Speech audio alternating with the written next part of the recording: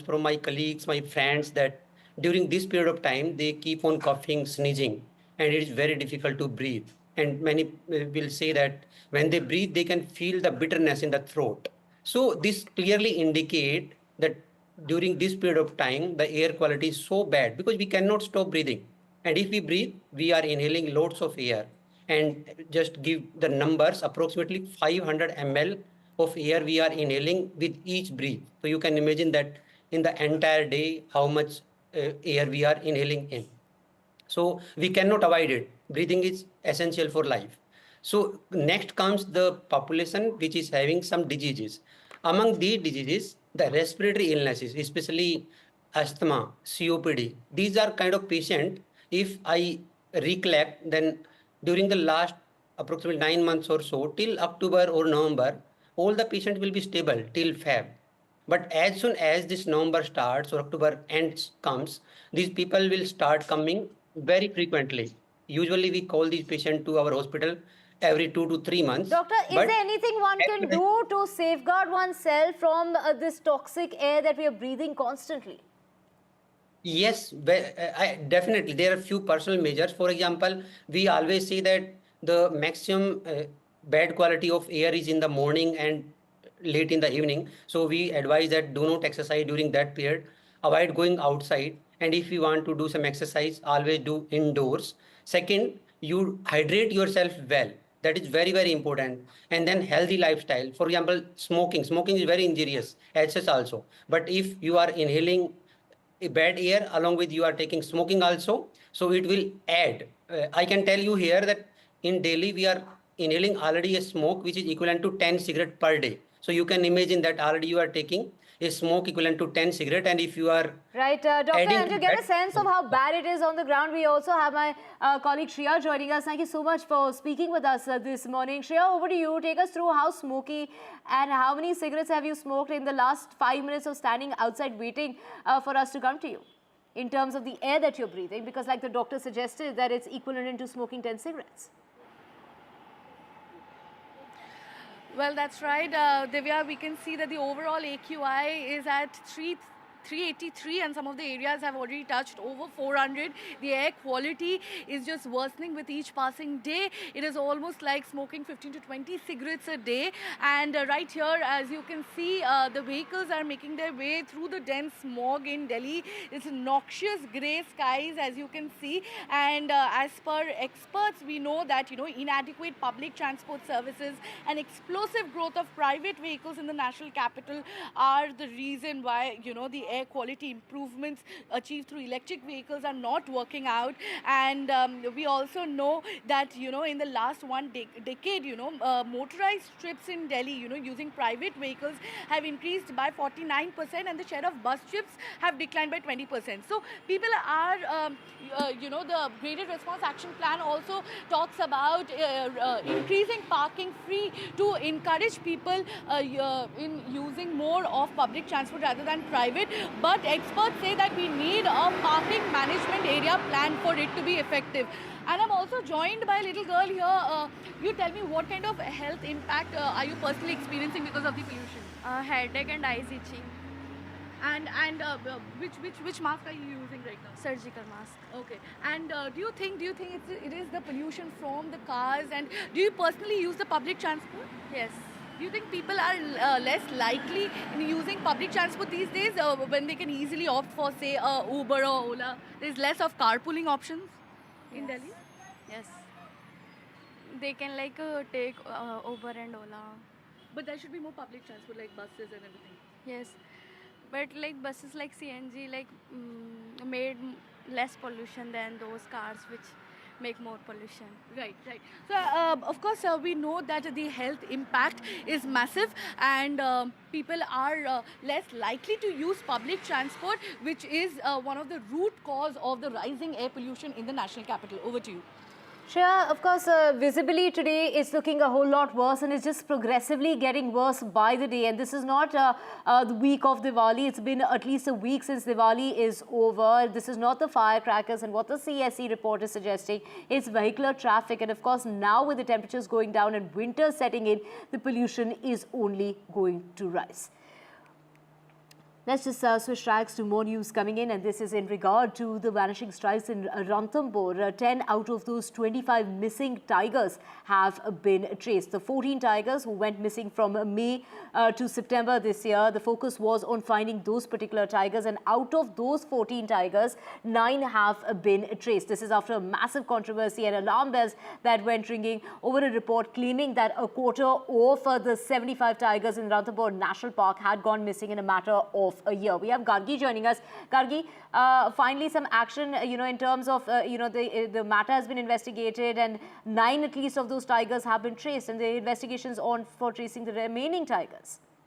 That's right, Divya. It's quite, it's in a sense reassuring that they found evidence of 10 tigers is what I spoke to the forest department's authorities there at Ranthambore Tiger Reserve, and they have said that after this order was given and a probe committee was set up, a 3-people probe committee, to look into this issue of these alleged 25 missing tigers, that they have found evidence of 10 tigers on the camera traps. Camera traps are the cameras that are put into the park to monitor tiger movement. Now, what I've heard from my sources is that the monsoon carried on quite late this year, and because of that, they weren't able to put up these camera traps till quite recently. But in that time, there was, there was some concern over the fact that evidence of these tigers had not been seen. And then this report and this committee was set up to look into this matter of the missing tigers. But 10 of those tigers have been traced. Also, my sources have pointed out that in this list of 25, 4 of the tigers are aged between 17 to 21 years of age, which is really not an age that wild tigers live to. They live till 14 to 15 years of age. So all in all, at least over 10 tigers, yes, are missing currently, and this is being looked into by the Forest Department and by authorities. The NTCA, the National Tiger Conservation Authority, may also, get into this and also ask for its own report into the matter. The concerns are that there could be some, territorial fights, of course, because it's said that this park is has a very, very healthy population of tigers, and it not enough area to support it in terms of very good habitat for tigers. So around 80 tigers is what the last census said. In fact, around 88 is what it said. And that for an area like Ranthambore, if we talk about the core area, around 1,400 square kilometers, tigers do move out from these areas. There's also concern of poisoning. There have been instances when tigers are dispersing and they come into conflict with villages that are on the periphery of the park, and at that time, sometimes there are instances of poisoning. Recently, one tiger was killed also by villagers. It was found with, evidence that it had been pelted with stones and an axe. So that is after a man was killed in that area. So all this is a matter of concern and will be looked into by this 3-man committee, which is going to submit its report in 2 months' time. But for the moment, very reassuring to know that evidence of 10 of those alleged 25 missing tigers has been found, and that was found on the camera traps, and hopefully we will know more in time to come. Right, thank you so much, Gargi. Hopefully the hunt is on for the remaining tigers, and hopefully they will be found as well.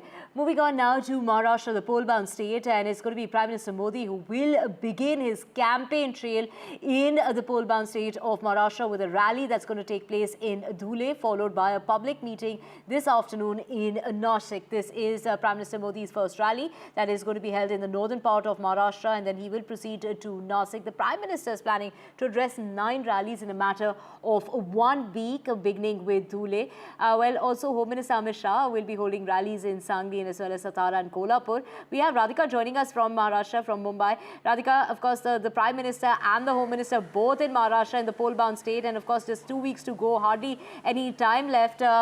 Take us through what all has been planned.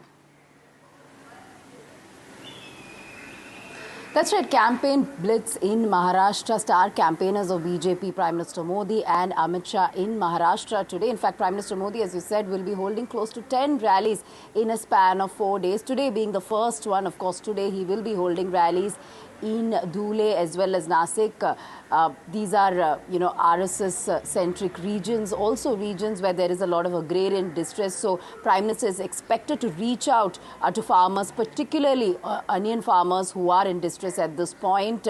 And besides that, he will also be touring Vidarbha region. In Vidarbha, of course, there is direct fight with the Congress party in many of its seats. And besides that, Marathwada as well as Western Maharashtra. Now, we know for a fact that Prime Minister Modi had visited multiple constituencies, at least about 16 to 20 constituencies during Lok Sabha elections, but it did not make much of a dent or an impact as such, as NDA, or rather Mahayuti, did not win Lok Sabha elections the way they wanted to. But this time, of course, Prime Minister Modi expected to reach out to not just farmers but also to Marathas who are at the moment angry with Mahayuti. So that is something we'll have to see what kind of messaging Prime Minister gives to the people of Maharashtra. Of course, after a few days, Prime Minister Modi will also be in Navi Mumbai as well as Mumbai, where, of course, he is expected to talk about all the infrastructure projects that the cities have seen over the last several months. Amit Shah, of course, today in three important regions, which are Sangli, Satara as well as Kolhapur. He will be holding multiple meetings as well as public rallies in a span of just one day in 4 different and important constituencies. Again, he will be reaching out to farmers. He will be reaching out to several within Maratha community as well. And there will be a lot of talk on the Mahayuti manifesto, the fact that it is youth-centric, it is farmer-centric as well as women-centric. So there will be a lot of talk in the speeches by both Prime Minister Modi as well as Amit Shah on the manifesto that has been released by the NDA. Right, thank you so much, Radhika. We will keep coming back to you with the very latest as far as the Prime Minister and the Home Minister both in Maharashtra today. Do remember, Maharashtra goes to polls on the 20th and counting will take place on the 23rd. And let's just switch tracks now to Jammu and Kashmir and terror attack in Jammu and Kashmir's Kishtwar. 2 village defense guards have been killed. The hunt is on for the 3 terrorists in the area. A major search operation has been launched in the area after the killing of the 2 village defense guards who were killed after they were kidnapped by terrorists in a forest area. So far, the bodies of these guards have not been recovered. We have Nazir joining us. Nazir, take us through that major search operation that is on, and they're looking for 3 terrorists. 3 terrorists are believed to be involved in this attack. Well, there are 2 incidents. One is in Kishtwar, which is on the south of Pir Panjal, which is in Jammu region, where 2 village defense guards, Nazir Ahmed and Kuldeep Kumar, they were abducted, kidnapped by militants yesterday, and then they have been killed. Even terrorists have put up, posted their pictures of the body and saying they have killed them because they were actually trying to get information about their presence in the forest area. Police sources said that these village defense guards had gone for they were grazing their livestock. So in the forest area, and they were kidnapped and killed, and a search operation is on to locate their bodies and recover their bodies. Ban call has been also given in Kishtwar against these brutal killings of these people who were defenseless, who were not carrying any weapons in the forest when they were kidnapped. The Kishtwar or the Doda region, they were free from militancy, but over the last 1 year we have seen series of incidents, particularly in Kishtwar. We saw in September a major attack on the army as well. And while this search operation is underway to recover the bodies and to track down the militants, there's another encounter in North Kashmir, which is hundreds of kilometers away from this Kishtwar area, where 2 to 3 militants are believed to be holed up, trapped in a place called Sagipora in Sopore. Yesterday, army and police launched the operation based on a specific information. There was a massive gun battle there. During the night, there was lull, and this morning at the first light, army resumed the operation and a fierce gun battle is underway. It's believed that 2 to 3 militants have been cornered there, and anti-militancy operation is underway in this area. Right, thank you so much, Nazir, for joining us. We will keep coming back to you for more on this. And with that, we're slipping into a very short break. Back with a whole lot more. To stay with us.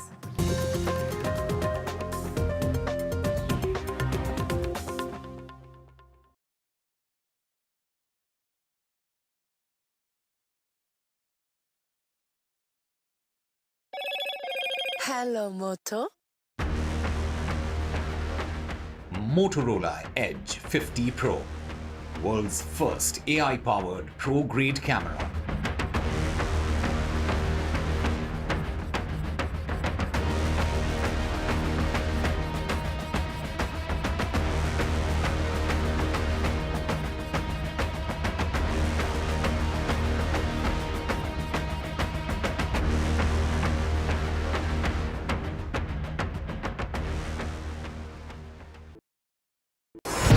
NDTV proudly upholds its legacy of trust and credibility. According to the prestigious Reuters Institute's Digital News Report 2024, NDTV is the top-most news platform in the country. Number 1 in both online and offline reach in India. Beating all its competition, NDTV stands for trust.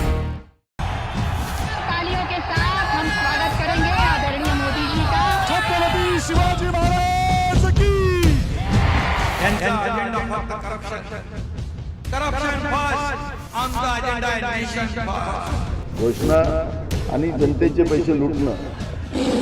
Cut commission आणि करप्शनला आमच्याकडे थारा नाही.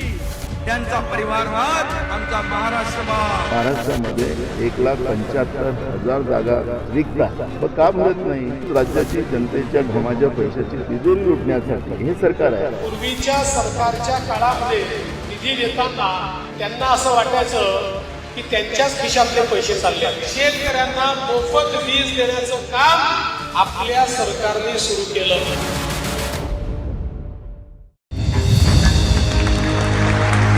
I now request the Honorable Prime Minister to launch NDTV World and address the summit. It was the grand launch of NDTV World by Prime Minister Narendra Modi. NDTV World, as he laid out his vision for the India century at the NDTV World Summit. कैसी सदी जिसमें भारत के प्रयासों से दुनिया में स्थिरता आए. In the presence of those who are shaping our future.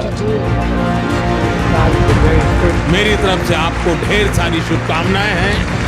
NDTV World, your new home for global news is here. I've been reporting on all issues, big and small, from Andhra Pradesh, Telangana, rest of South India, bringing you all the action, all that you need to know, all that you want to know. The energy of Maximum City is infectious. I bring in that energy in our news coverage from financial capital Mumbai. India's IT capital is always buzz. It's literally a city that never sleeps. And I keep you ahead on all the Bengaluru buzz. Covering from the southernmost part of India over the last 23 years, I bring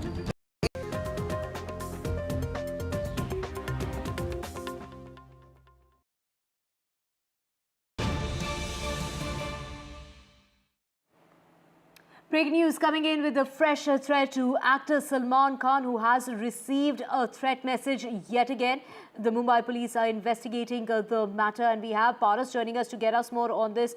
Paras, a 32-year-old daily wage worker from Jalore in Rajasthan, was nabbed by the police just last week. He had sent a message to Salman Khan via the Mumbai police's control room. Prior to that was a 20-year-old tattoo artist from Noida who had also been arrested for threatening not just Salman Khan but also Zishan Siddiqui, the son of Baba Siddiqui. And prior to that was a carpenter and then a vegetable seller from Jamshedpur who had been demanding ransom to the tune of 5 crores. It's just, hard to keep track of the threats that the actor has been receiving.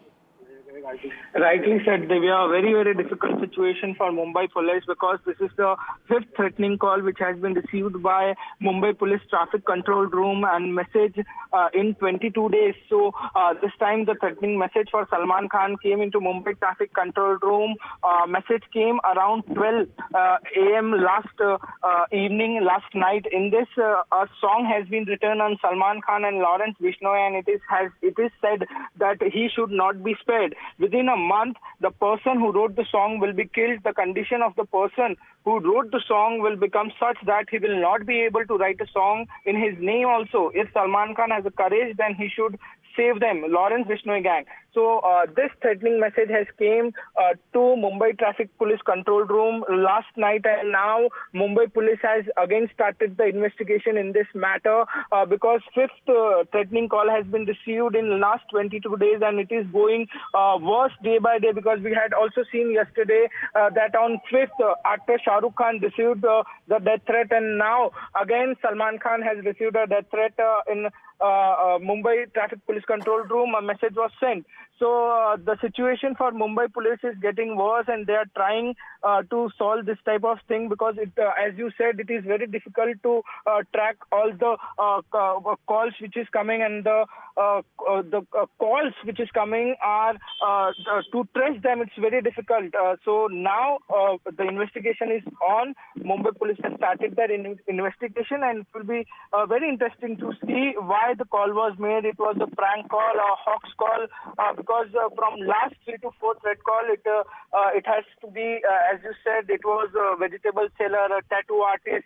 So some link should be there in this entire threat call connection. So police will try to investigate all the angles in this matter, and they have started investigation in the fresh threat that Salman Khan received last night. Right, Paras, it is getting hard to keep track of the threats received by the actor, and we're talking about the 5th threat that the actor has received, and this comes on the heels of superstar Shah Rukh Khan, who received a threat just yesterday demanding 50 lakh rupees. Salman Khan has been receiving threats, demanding money from 2 crores all the way to 5 crores, and like we've mentioned, it's been, the common man. Now, just last week, it was a daily wage. It was, in fact, when we're talking about a daily wage worker who was nabbed, there was a tattoo artist who was also nabbed by the police, a vegetable seller and a carpenter. Now this time around, this call that has been received, so the modus operandi seems to be the same each and every time when it is the traffic control police of Mumbai that is receiving these messages or these calls, and those calls are then finally being traced and those people are being nabbed. Now why is Salman Khan being targeted again and again is the big question, and the bigger question being the role that Shah Rukh Khan has to play as to why was he threatened. Do remember that Shah Rukh Khan was in fact threatened last year as well after the success of 2 of his films, Pathaan and Jawan. Moving on now to more news coming in regard to it is Vladimir Putin who has gone ahead and congratulated Donald Trump. From what we're hearing is that the two leaders have agreed to talk. Now, Russian President Vladimir Putin has gone on to say that he's ready to hold discussions with the courageous Donald Trump. He is referring to him as a brave man. He called him brave as he congratulated him on his victory as far as the presidential elections in the United States are concerned.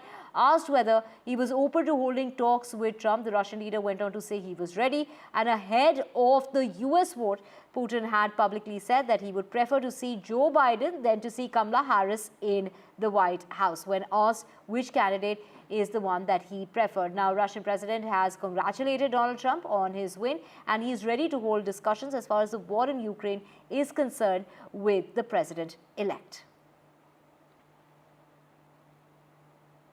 And the US presidential-elect Donald Trump on Friday named Susie Wiles, one of the top architects of his 2024 presidential campaign, as his White House chief of staff. She will be the first woman to serve as the chief of staff of the White House. She has been appointed as Trump's first major decision, marking the beginning of the Republican transition process ahead of the inauguration that's going to take place in January. Do remember that is when the swearing-in ceremony will take place. Wiles is highly regarded both within and beyond Trump's inner circle for orchestrating his most disciplined and well-executed campaign to date, making her the top contender for the chief of staff and preferring to stay behind the scenes. She in fact declined to speak even as Trump celebrated his victory early on Wednesday morning.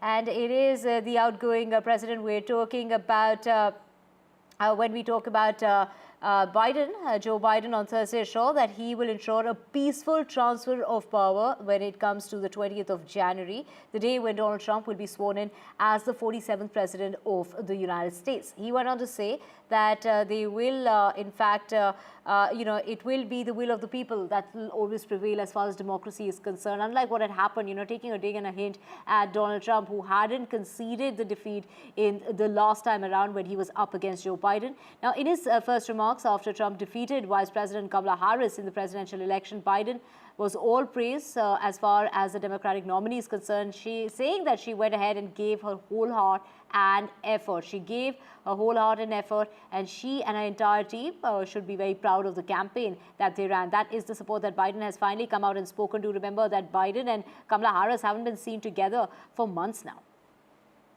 Yesterday, I spoke with President-elect Trump to congratulate him on his victory, and I assured him that I'd direct my entire administration to work with his team to ensure a peaceful and orderly transition. That's what the American people deserve.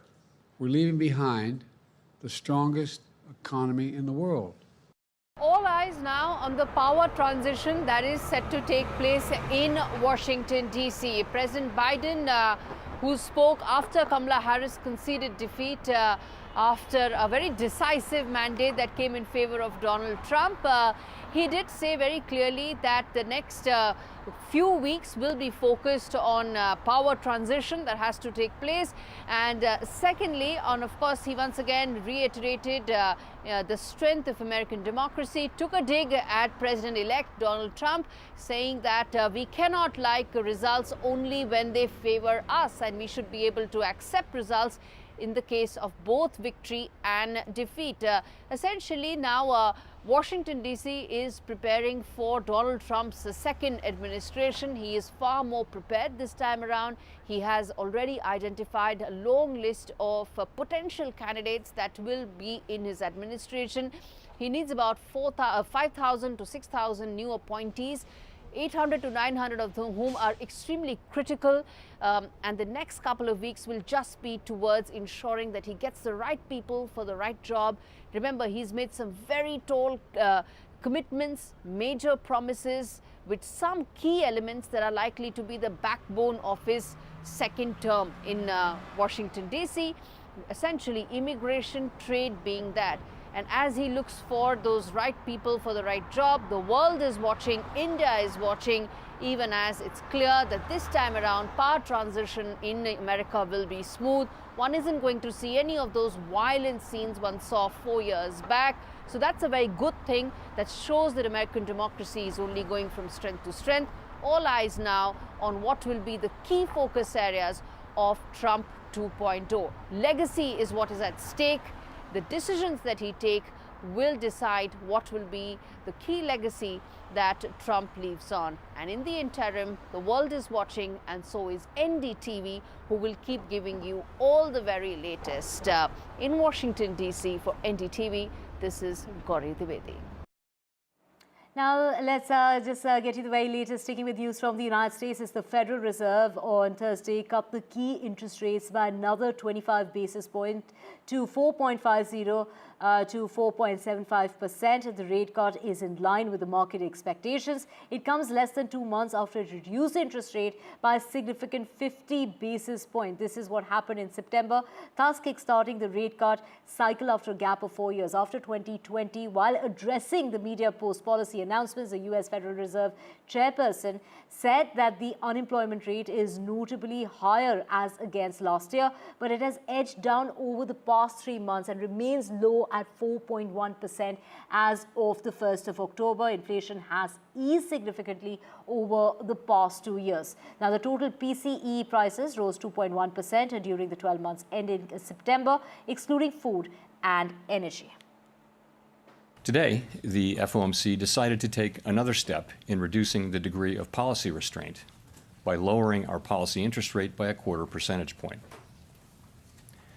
We continue to be confident that with an appropriate recalibration of our policy stance, strength in the economy and the labor market can be maintained, with inflation moving sustainably down to 2%. S&P 500 and the Nasdaq closing at record highs, and the impact will be felt on global markets as well. So that's as far as the immediate impact is concerned. Yes, as you rightly said, a unanimous decision at large to cut the key lending rate by 25 basis points. The Fed chair, as we just heard, very clearly saying that they're now confident about the inflation path and the trajectory there, but also feeling good about the economy. But crucial to remember here, as you were asking about the Trump administration, that the Fed does not sort of hold back to say that, look, if, of course, we're looking at faster growth with the new administration and new tariffs at large, what does this then mean? This could mean more inflationary pressure going forward. So that's really a key signal there and a key sign there for times to come. As far as, of course, global markets are concerned, you can see Wall Street shutting at a record high. You can see that this will impact Asian markets as well as Indian markets. So an immediate impact for global markets is positive. Thank you so much, Sakshi, for getting us all that. And let's just now switch tracks. And this is even as President-elect Donald Trump gets ready to assume office, a top U.S. Space Command official on a visit to New Delhi has spoken with our colleague Pallav Bagla that with an eye on trying to contain China, India and the U.S. have to broaden and strengthen cooperation when it comes to the domain of military use of space. Listen in. I have with me Major General Brian Gibson. He heads the Planning and Strategy Division of the U.S. Space Command. India has a defense space agency. General Brian, thanks a lot for speaking to me. Where is India-US headed in defense space cooperation? Around the globe is that our very way of life is dependent on space, and our security, our stability, our economic prosperity for any nation in the world collectively is only as good as secure as space is. So I've been here this week engaging with the Defense Space Agency colleagues and a range of other partners to increase our collaboration. And I think the reality of the world, certainly in the United States, directed a stand-up of us again. And I think the challenges that we see in our near abroad, specifically from potential adversaries, China, their advance is breathtaking on the military aspects, let alone the commercial aspects of space. And conflict in space is not inevitable, just like every other domain. And one way that we seek to deter and assure is to not go it alone. We do it together. So my purpose in being here is to broaden our relationship, collaborate where we can, and to make sure we fully understand on both sides, India and the United States, where we have shared values, interests, where we have shared opportunities. India and America both have a common adversary in China, which wants to deny use of space to both democracies. In New Delhi, Pallav Bagla for NDTV. Let's just get you the very latest. This is in regard to Khalifa, the Algerian boxer who defied a row over her gender eligibility to win the Olympic gold, is taking legal action over media reports about leaked medical records. The International Olympic Committee has said that reports published in France this week claimed that the 25-year-old has XY or male chromosomes, and the gender controversy ignited at the Paris Games in August, where she defeated Angela Carini in 46 seconds in her opening bout. The Italian reduced to tears and abandoning the fight after suffering a badly hurt nose.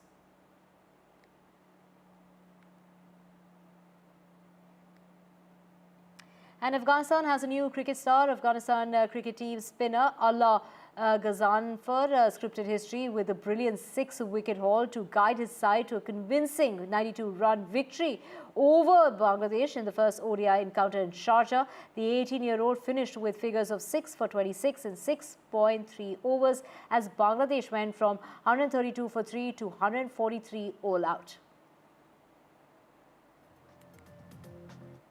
And drafted to India's A's squad ahead of the unofficial second test against Australia A. The star batter KL Rahul could only manage to score 4 runs in the first innings at the Melbourne Cricket Ground, and Rahul, who opened the batting for India A, is the second official test, lasted just 4 balls, hitting a solitary boundary before being removed by pacer Scott Boland. And badminton star PV Sindhu performed the Bhumi Puja for the construction of her badminton academy in Vishakhapatnam. The academy is coming up on 2 acres of land allotted by the government of Andhra Pradesh in 2021. Accompanied by her parents, the Olympic medalist participated in the rituals conducted by the priest, saying that this is just a facility and that it's the future, a bold step to elevate the next generation of champions and ignite the spirit of excellence in Indian sport, is what PV Sindhu had to say.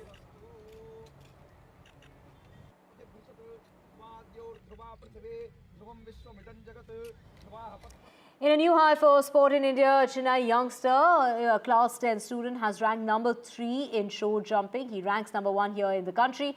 NDTV Sam Daniel spoke with him. Listen in.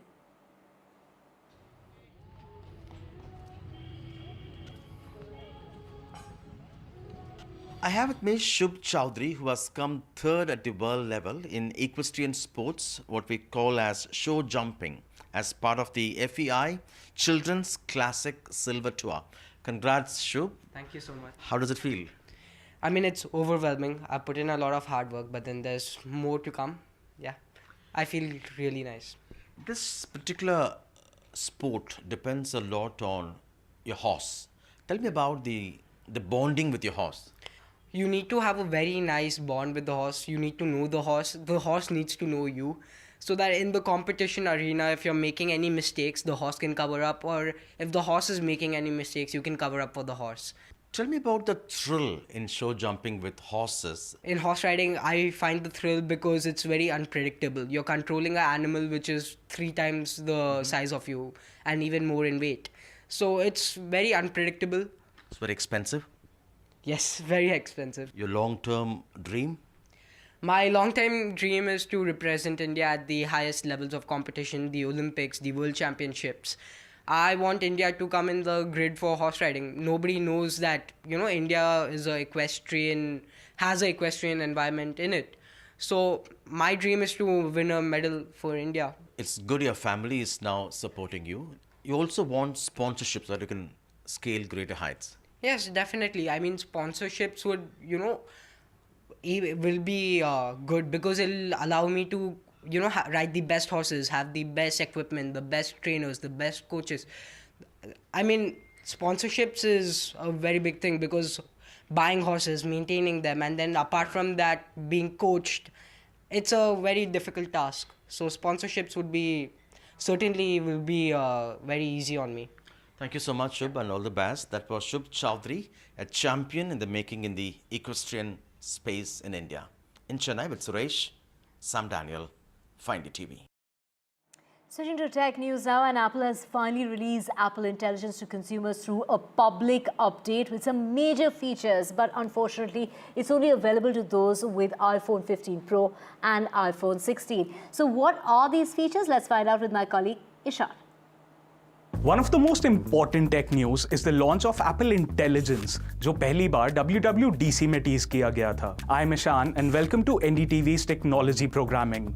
Today I'll discuss the current Apple Intelligence features. Apple's iOS 18.1, iPadOS 18.1 and macOS 15.1 now have the first batch of features available for download. In short, your device language is set to English US for Apple Intelligence to work. पहला feature है Siri with a new glow around the screen, a less robotic voice and more useful functionality. दूसरा सबसे important feature है cleanup in the Photos app. इस feature से आप किसी भी unwanted object या लोगो को remove कर सकते हो with a single click.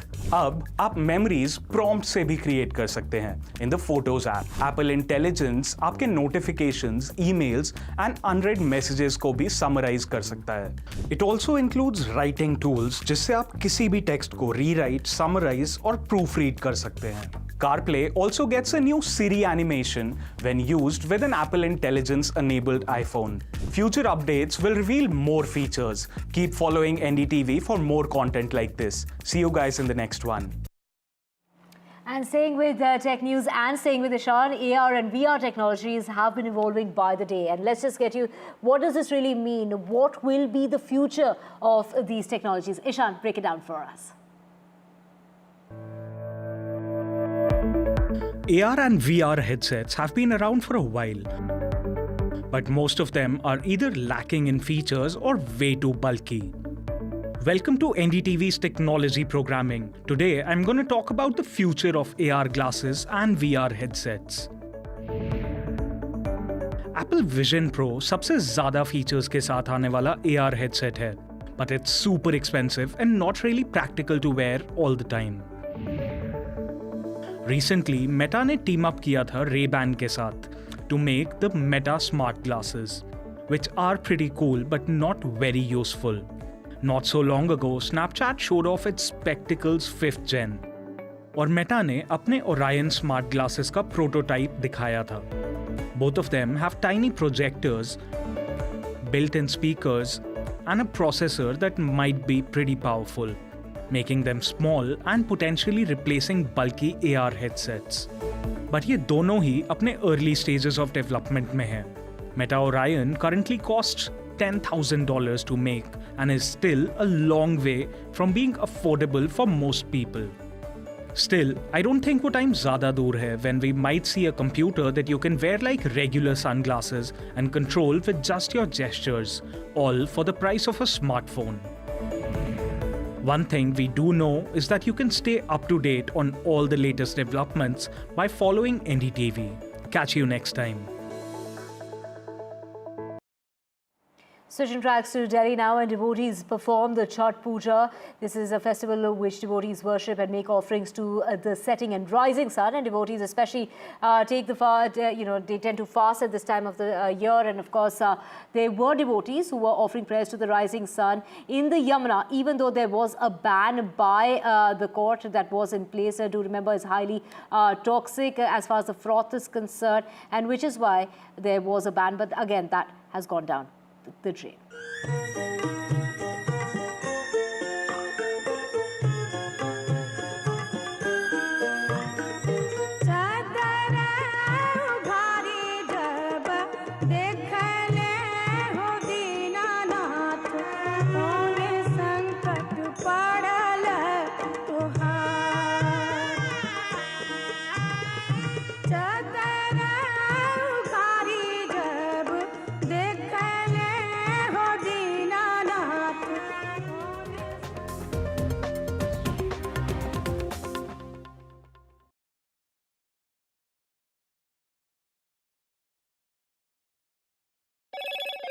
Hello, Moto. Motorola Edge 50 Pro, world's first AI-powered pro-grade camera.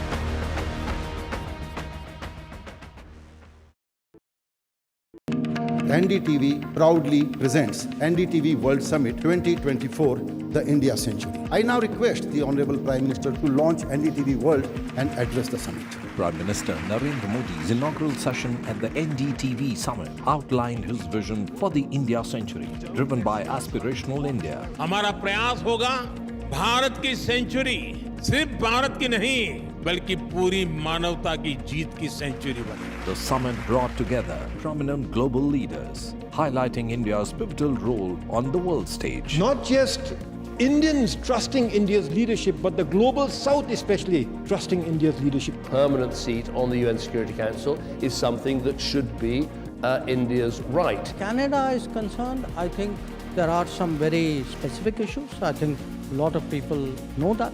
AI is going to be one of the most important, drivers. It's a very exciting time for India, Indian cinema as well at a global level. NDTV World Summit was more than just a conversation.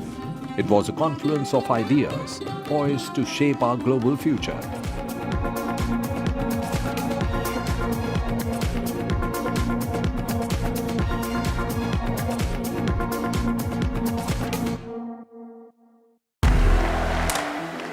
want to thank the American people for the extraordinary honor of being elected your 47th president. Donald triumphs. What does Trump's win mean for America, for the world, for the wars, and for India-US relations?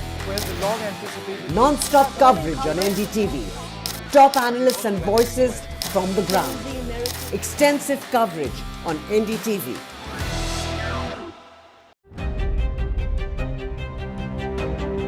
Hello and welcome to India Sense, where I speak with global opinion makers. The United States has made a strategic decision over the last 20 years to move closer to India.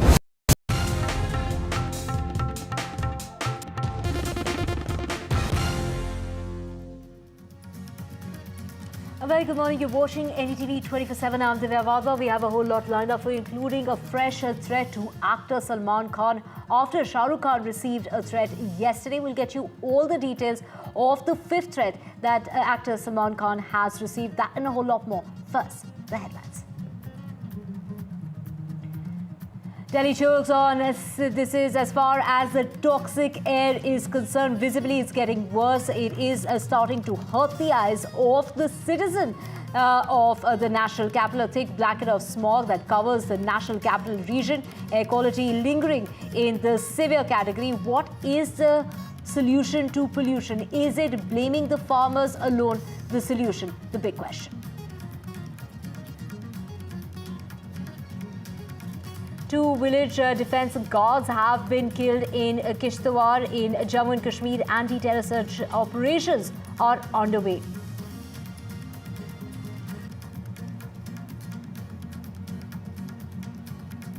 And it is Prime Minister Modi who will be in Maharashtra today. He's kickstarting the campaign trail along with Home Minister who will also be in Maharashtra. The Prime Minister will kickstart his campaign trail in Dhule, followed by Nashik, while the Home Minister is expected to be in Satara and Sangli. Actor Salman Khan receives a fresh threat, making this the fifth threat in a matter of days now. This is a threat call that was received by the Mumbai Traffic Control, and the Mumbai police are investigating this fresh threat to the actor.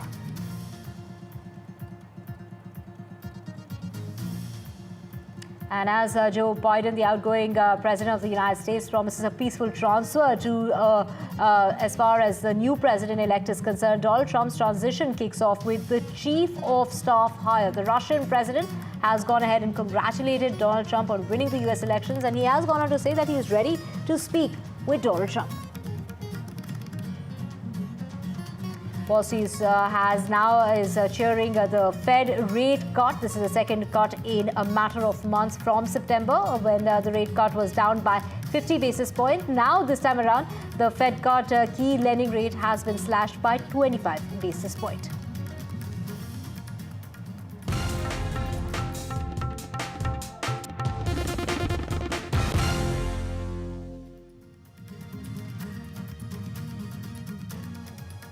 A very good morning. You're watching NDTV 24/7. I'm Divya Wadhwa. Let's get you our top story, and our focus is completely on the pollution issue at hand. As you can see on your screen, that thick blanket of smog that's covering the Delhi NCR region this morning. The air quality in the severe category that's sparking worry as far as the rise in respiratory illnesses is concerned. Now, vehicular emission is a top contributor as far as Delhi's pollution is concerned during the winter season, and that is what CSE's report has spoken about in its latest findings, that 51.1% of the pollution in the national capital is coming from vehicular traffic. Now, when we talk about other sources, of course, that includes stubble burning, road dust, or even bursting of firecrackers. But the stubble burning is not the major contributor. We're talking about over a 50% that's coming from the cars on the streets of Delhi. So as Delhi chokes on yet another day, let's just go across to my colleague Shreya, who's joining us. Shreya, take us through how bad it is this morning. Driving to work, visibility was highly impacted, and it's only going to get worse because we're not expecting any change in the weather conditions. The winds are not going to pick up speed, and the temperature is going to remain the way it is, which basically means that it's looking all gloom and doom for now. That's right. And in this desperate times, it's important to focus on the root cause of the rising air pollution, which is, of course, the vehicular emission, which accounts for 50% of Delhi's air pollution crisis. And we have seen an estimated 1.1 million vehicles, entering and exiting Delhi on a day-to-day basis. And I am right now in ITO. This junction right now, you can see smooth movement of vehicles, but later in the day we see this area completely jam-packed, and it is the severe traffic congestion that also aggravates the pollution levels here. And we have also seen that there has been an increase in usage of private vehicles, almost from 38% to 49%. The share of private vehicles have increased, and there has been a declined use of buses, public buses. Therefore, the need of the hour is to encourage people in using more of public transport. And of course, we know that to achieve its clean air targets, Delhi must reduce emissions by 62%, which is quite a difficult task because of the urban sprawl, which has increased the travel distances, and where public transport continues to decline. And here I am. I'll ask my camera person to sort of just zoom in here. And I'm joined by the traffic ASI inspector, sir. Sir, आप मुझे बताइए anti pollution measures क्या लिया गया है जो CNG petrol गाड़ियाँ जा रही हैं उसको फेज आउट किया गया है कि क्या इंस्ट्रक्शंस मिले हैं आपको? मैम ये सीनियर अफसर बताएंगे, गाइडलाइन ये सीनियर अफसर ही बताएंगे। बाकी हमारे को जो गाइडलाइन मिली हुई हम उसके ऊपर उसको फॉलो कर रहे हैं। जैसे कि मतलब हम ज़्यादातर पोल्यूशन के चलान कर रहे हैं गाड़ियों के। 10-15 साल पुरानी व्हीकल जो गाड़ियाँ हैं उनको इम्पाउंडेड कर रहे हैं। ये कुछ नियम हैं, कुछ चीज़ें हैं जो उनको हम फॉलो कर रहे हैं। सीनियर अफसरों की जो गाइडलाइन है उनको फॉलो करते हैं। सीनियर अफसर रोज डेली कोई गाइडलाइन। टू व्हीलर्स हम ज़्यादा देखते हैं, टू व्हीलर्स पोल्यूशन ज़्यादा। हाँ, टू व्हीलर भी ज़्यादा हो रहे हैं, टू व्हीलर पे ज़्यादा पोल्यूशन कर रहे हैं आजकल। और इधर सर आप तो बहुत साल से इधर काम कर रहे हो, आप इधर you get to see this visual every day. आपको क्या लगता है कि इधर व्हीकुलर मूवमेंट काफ़ी ज़्यादा हो गया है ओवर द ईयर्स, ज़्यादा गाड़ियाँ चल रही हैं और पोल्यूशन भी ज़्यादा बढ़ता जा रहा है because of traffic congestion? Sir ये पोल्यूशन तो पोल्यूशन का डिपार्टमेंट बताएगा, लेकिन जैसे ही गाड़ियाँ ट्रैफिक तो बढ़ रहा है। अब 9 बजे से 9:20 के करीब ट्रैफिक हो जाएगा और कभी 10:30 बजे तक ट्रैफिक बहुत ज़्यादा है। आप इसको देख सकते हैं। Thank you so much, sir, for speaking to NDTV. And we can also see certain very reactive measures taken by Delhi government here, as we can see people mechanically sweeping the road, and also certain water sprinklers being deployed to reduce the dust pollution. But the fact of the matter is that the increasing motorization and the choking traffic congestion and inadequate public transport services are in fact weakening the emission gains that are happening from, say, the electric vehicles. But we are yet to shift. We are yet to shift to EVs. It will take quite a long time to have a smooth transition to the electric vehicles because there lies certain technological gaps in addressing the air pollution crisis. Over to you. Right, thank you so much, Shreya, for joining us with those details. And of course, Shreya getting us a sense of how bad it is this morning. In fact, Shreya, just take us through, what the people of the city of Delhi really want. What are the problems that they're facing due to this pollution issue?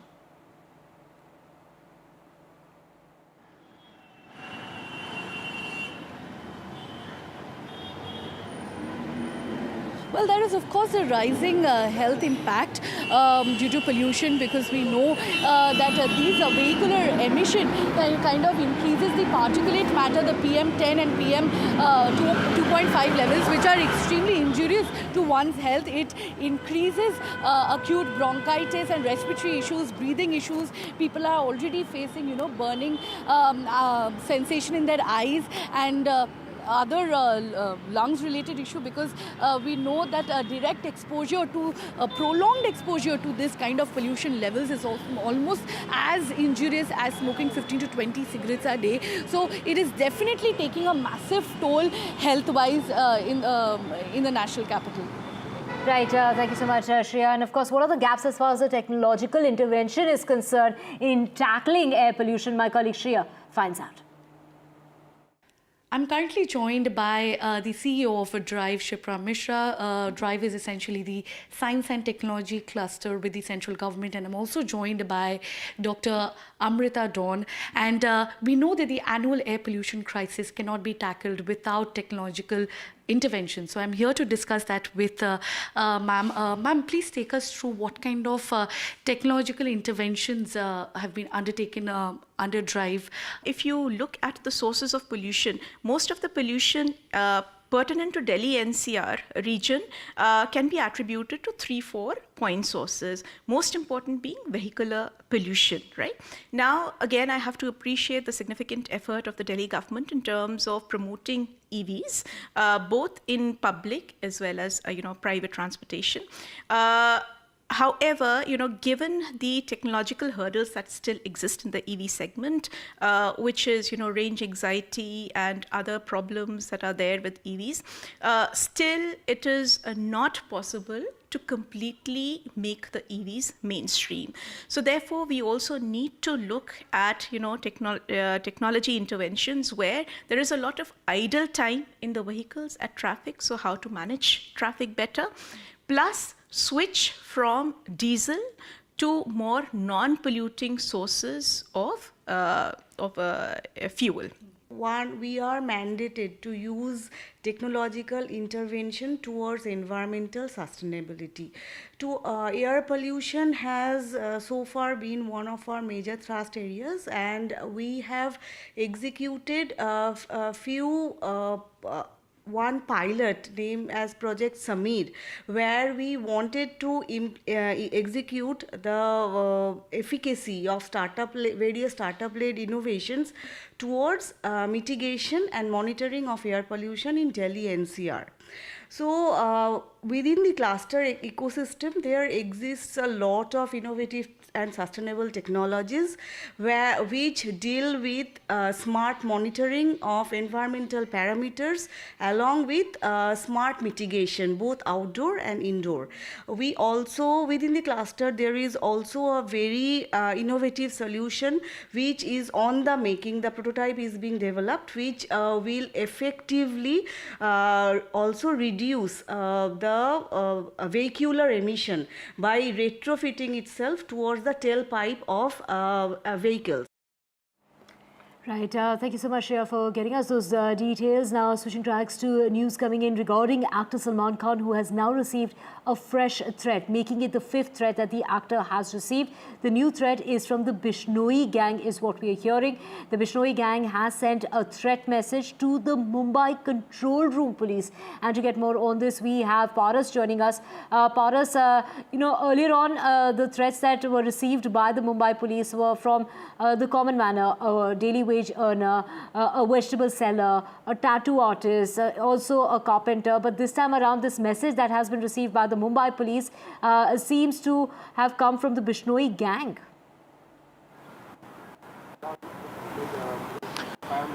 This is a matter of investigation right now, because threat message was received last night at 12 a.m. and now Mumbai police is investigating into this entire matter. They are trying to trace the number from which message has come, as the protocol which has been given to Mumbai police. So tracking is in procedure right now, and after the tracking, Mumbai police will come to know from where this message was sent.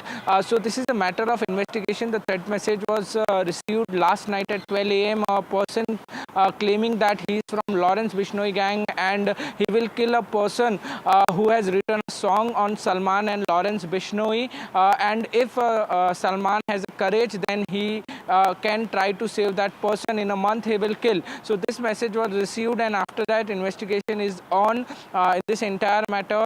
The threat message was received in Mumbai Police Traffic Control Room on WhatsApp number this is fifth time in 22 days that this type of message has been received in Mumbai Police Traffic Control Room. Police are trying to track all the numbers which has been giving this type of threat in this series of threats.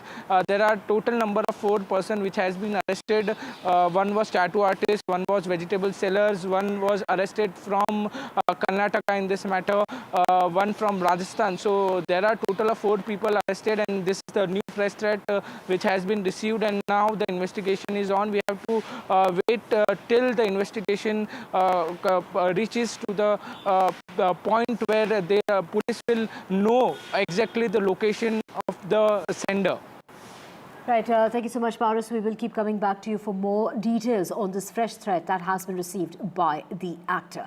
Moving on to Maharashtra now, at the poll-bound state where Prime Minister Modi will be holding rallies and campaigns.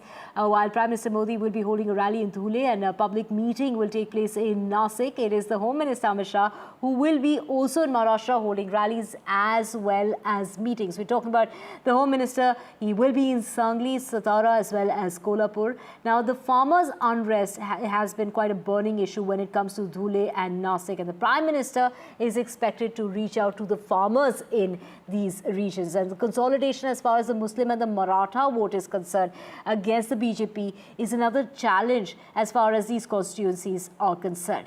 We have my colleague Radhika joining us from Mumbai. Radhika, take us through what can we expect in the course of the day with both the Prime Minister, the Home Minister in the poll-bound state.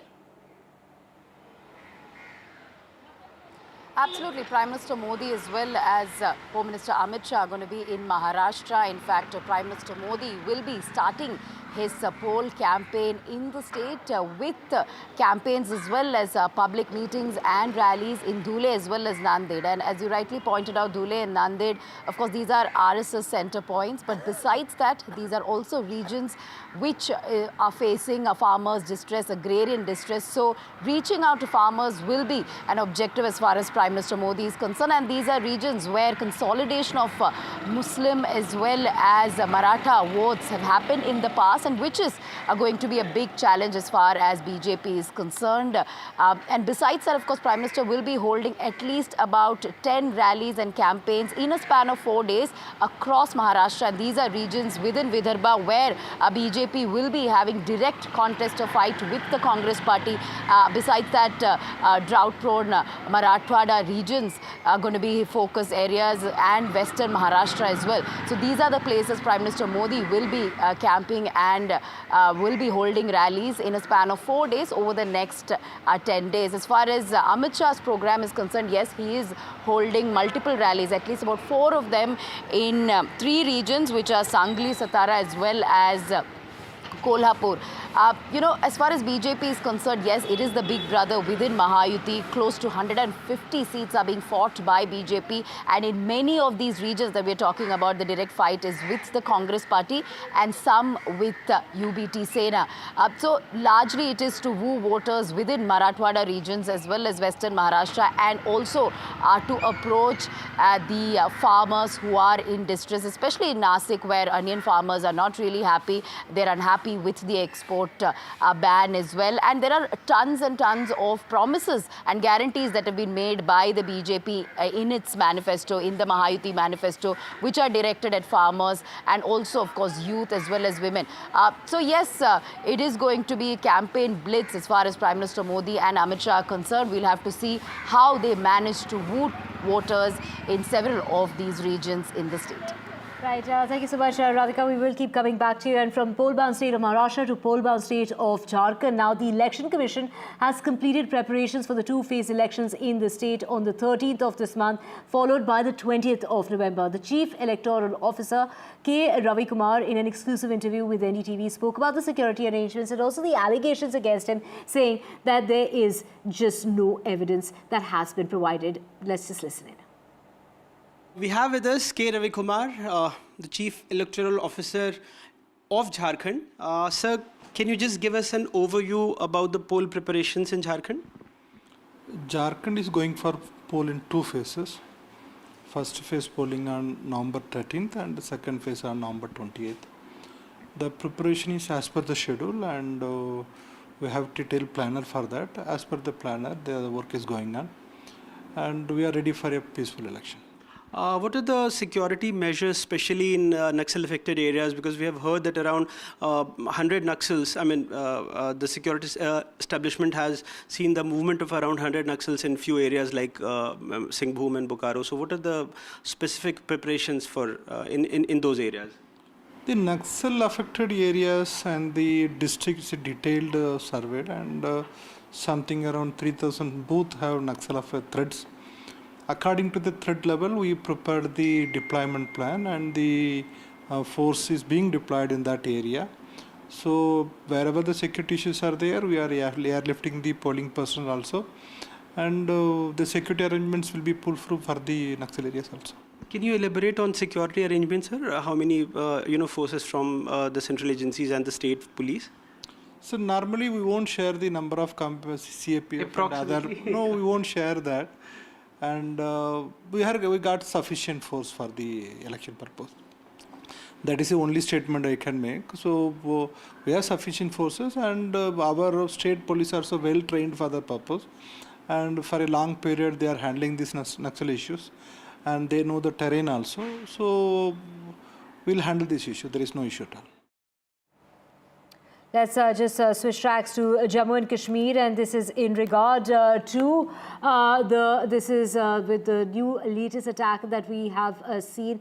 2 village defense guards have been kidnapped and killed by terrorists in Jammu and Kashmir's Kishtwar district. The attack comes days after at least 12 people were injured in a grenade attack that took place on Sunday in Srinagar in a market area. Now, a major search operation has been launched in Kishtwar in order to find the bodies of these 2 village guards. Now, on the other side, of course, this is an attack that has been condemned by the Lieutenant Governor, who is in charge of the law and order as well as the security in Jammu and Kashmir, has in fact gone ahead and said that they will avenge the killings. Meanwhile, an anti-terrorist operation is underway in the northern part of Kashmir, where 2 to 3 terrorists are believed to be holed up. My colleague Nasir has the details.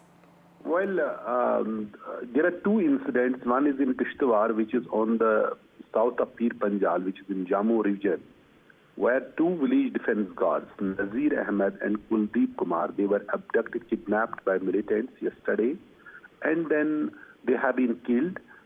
Even terrorists have put up, posted their pictures of the bodies and saying they have killed them because they were actually trying to get information about their presence in the forest area.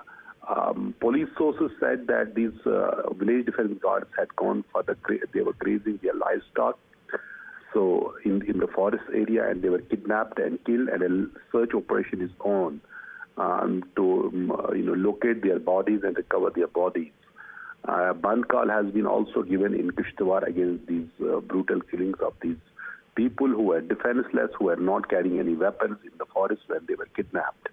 The Kishtwar or the Doda region, they were free from militancy, but over the last 1 year we have seen series of incidents, particularly in Kishtwar. We saw in September a major attack on the army as well. And while this search operation is underway to recover the bodies and to track down the militants, there's another encounter in North Kashmir, which is hundreds of kilometers away from this Kishtwar area, where 2 to 3 militants are believed to be holed up, trapped in a place called Sagipura in Sopur. Yesterday, army and police launched the operation based on a specific information. There was a massive gun battle there. During the night, there was lull, and this morning, at the first light, army resumed the operation, and a fierce gun battle is underway. It's believed that 2 to 3 militants have been cornered there, and anti-militancy operations underway in this area. Thank you so much, Nasir, for getting us those details. And switching tracks now to Rajasthan, and this is in regard to the tigers who have gone missing after that massive controversy and alarm bells that went ringing after a report claiming 25 tigers, a third of the tigers in Ranthambore National Park, had gone missing in a matter of a year. Now, the authorities have spoken with NDTV, saying that at least 9 of the 14 tigers, these are the 14 tigers that went missing from May of this year to September, 9 of those tigers have been accounted for. They have been traced. My colleague Gargi has the details. that they found evidence of 10 tigers is what I spoke to the forest department's, authorities there at Ranthambore Tiger Reserve. And they have said that after this order was given and a probe committee was set up, a 3-people probe committee to look into this issue of these alleged 25 missing tigers, that they have found evidence of 10 tigers on the camera traps. Camera traps are the cameras that are put into the park to monitor tiger movement. Now, what I've heard from my sources is that the monsoon carried on quite late this year, and because of that, they weren't able to put up these camera traps till quite recently. But in that time, there was, there was some concern over the fact that evidence of these tigers had not been seen. And then this report and this committee was set up to look into this matter of the missing tigers. But 10 of those tigers have been traced. Also, my sources have pointed out that in this list of 25, 4 of the tigers are aged between 17 to 21 years of age, which is really not an age that wild tigers live to. They live till 14 to 15 years of age. So all in all, at least over 10 tigers, yes, are missing currently, and this is being looked into by the Forest Department and by authorities. The NTCA, the National Tiger Conservation Authority, may also, get into this and also ask for its own report into the matter. The concerns are that there could be some, territorial fights, of course, because it's said that this park has a very, very healthy population of tigers, and it not enough area to support it in terms of very good habitat for tigers. So around 80 tigers is what the last census said. In fact, around 88 is what it said. And that for an area like Ranthambore, if we talk about the core area, around 1,400 square kilometers, tigers do move out from these areas. There's also concern of poisoning. There have been instances when tigers are dispersing and they come into conflict with villages that are the periphery of the park, and at that time, sometimes there are instances of poisoning. Recently, one tiger was killed also by villagers. It was found with, evidence that it had been pelted with stones and an axe. So that is after a man was killed in that area. So all this is a matter of concern and will be looked into by this 3-man committee, which is going to submit its report in 2 months' time. But for the moment, very reassuring to know that evidence of 10 of those alleged 25 missing tigers has been found, and that was found on the camera traps, and hopefully we will know more in time to come.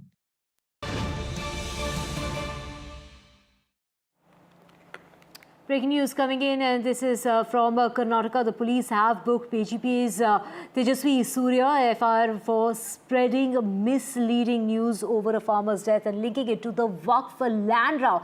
That is the reason why the Karnataka police have booked BJP's Tejasvi Surya after that FIR that was filed for spreading misleading news. And we have Pratibha joining us. Pratibha, take us through the very latest as to this action that has been taken by the Karnataka cops against BJP's Tejasvi Surya. Also take us through the case against him. So the entire issue around the BJP MP having posted alleged fake news content on the social media platform X. One of the regional Kannada news portals published an article that a farmer died by suicide after his farmland was taken over by Waqf. And the FIR has also been registered against the editor of news portals. And this has been registered at the Haveri police station in Karnataka. In fact, several Congress leaders have also taken to social media to criticize Tejasvi Surya. And they have been suggesting that Tejasvi Surya, with respect to him acting allegedly irresponsibly, this is in the first instance. This is in eagerness to please his political masters that he has been indulging in such activities are some of the comments that have emerged from the Congress camp. In the meantime, Tejasvi Surya has also spoken to media and suggested that he will no longer rely on the source which reported it. He also said thanks for the information. The tweets will stand deleted, and that henceforth he wouldn't really depend on any kind of news agency that reported it. He would personally cross-check it before posting such kind of news. Right. Thank you so much, Pratibha, for joining us with those details. And let's just switch tracks now to Kerala, and the Chief Minister there has intensified its attack on the Congress party, alleging that its General Secretary Priyanka Gandhi Vadra from Wayanad, who's contesting the Wayanad Lok Sabha bypolls, is with the backing of Jamaat-e-Islami.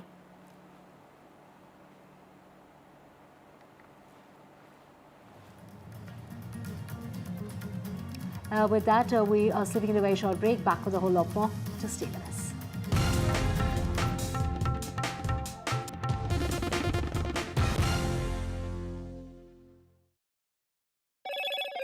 Hello, Moto. Motorola Edge 50 Pro, world's first AI-powered pro-grade camera.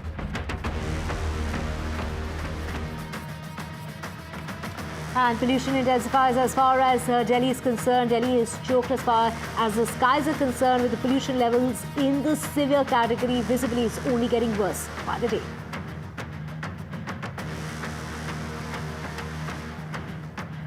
Two village defence guards have been killed in Kishtwar in Jammu and Kashmir, and anti-terror search operations are under in North Kashmir.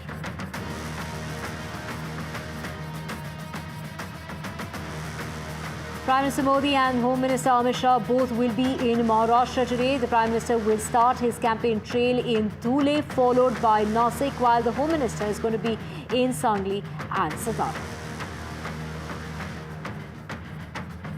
Actor Salman Khan has received a fresh threat. The threat was sent to the Mumbai Traffic Police, and reports are suggesting that this threat could be from the Bishnoi gang.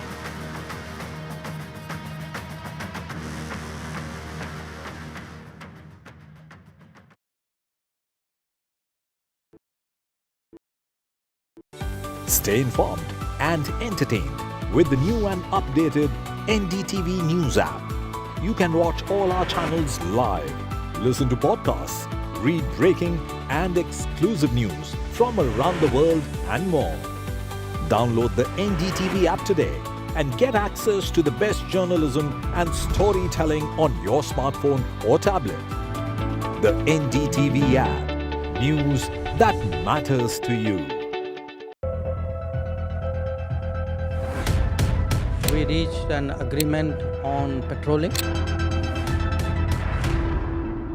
We have gone back to where the situation was in 2020, and we can say with that the disengagement process with China, you can say, has been completed. The understanding, to my knowledge, is that we will be able to do the patrolling which we were doing in 2020. NDTV proudly upholds its legacy of trust and credibility, according to the prestigious Reuters Institute's Digital News Report 2024. NDTV is the top-most news platform in the country. Number one in both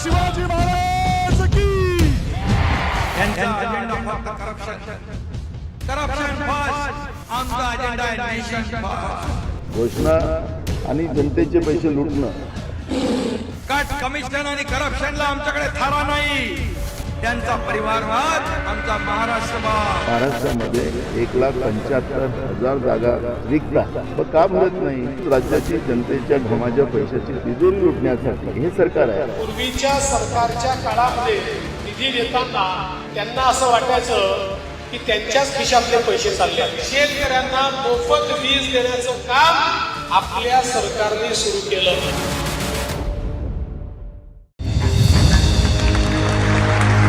I now request the Honorable Prime Minister to launch NDTV World and address the summit. It was the grand launch of NDTV World by Prime Minister Narendra Modi. NDTV World, as he laid out his vision for the India century at the NDTV World Summit.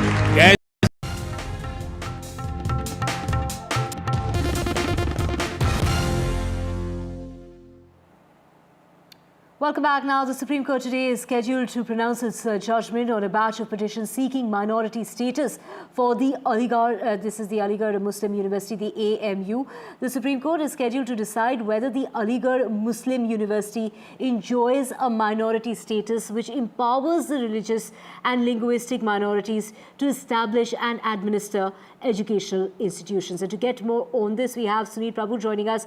Sunil, the Supreme Court will take the decision on the issue of granting minority status to AMU, headed by the Chief Justice of India on his last working day in office. That's right. It's the last working day, judgment day for many decisions which are pending, because that's something that was long awaited. Aligarh Muslim University, 7-judge bench to decide whether Aligarh Muslim University, by the 1920 Act, is a minority institution or is it a central university. That's been a debate for a long time. And nearly a century later, I think we are finally going to see a judgment, because there was a 5-judge bench which had ruled that it was not minority in character. But the petitioners have been arguing that it is definitely a minority status, and that reservation should be given for minorities, especially in medical seats and everything else. So be that as it may, we will see a finality hopefully today when that judgment is come, whether AMU is a minority institution or is it a central university. Right. Of course, this is a very landmark judgment that is expected. Take us through the background of this particular case, which has been coming up in court again and again. Well, there's a long history of whether, AMU is a minority institution or not. As I said, there are two schools of thought. One, of course, where the petitioners have been arguing that this was intrinsically a minority in character, built for the Muslims in the real sense, and that reservation should be given, and that is why they had the administration had administered reservation for minorities deserving at least 50% seats. This, of course, has been contested. The center itself has made itself clear that it is not minority in character, that it is a central university, and it's in that backdrop that the Supreme Court will have to rule on this entire subject. Right. Thank you so much, Sunil. We will keep coming back to you for more on that.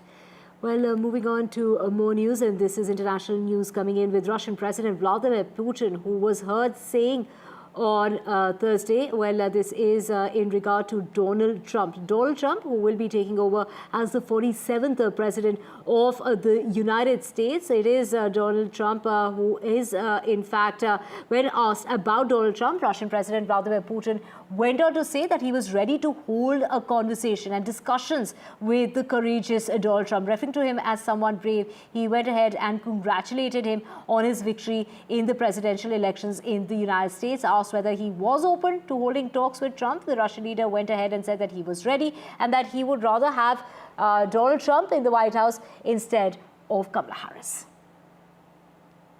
So the Russian president Vladimir Putin, congratulating Trump on his win as far as the US presidential election is concerned.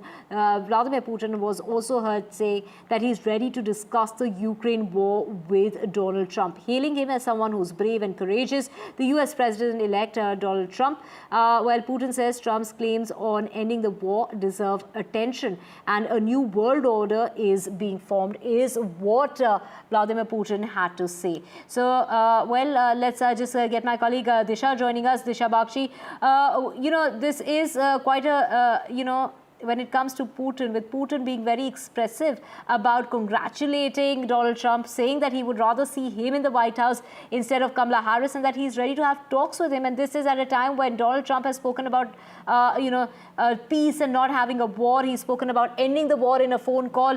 And Putin there saying that he's ready to have that discussion.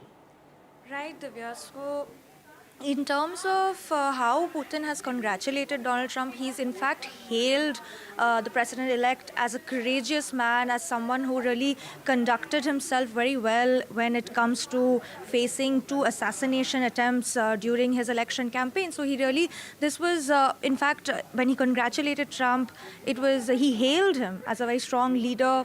And these comments coming at a time when there's still uncertainty about how Donald Trump will, in fact, deal with these global conflicts facing the world.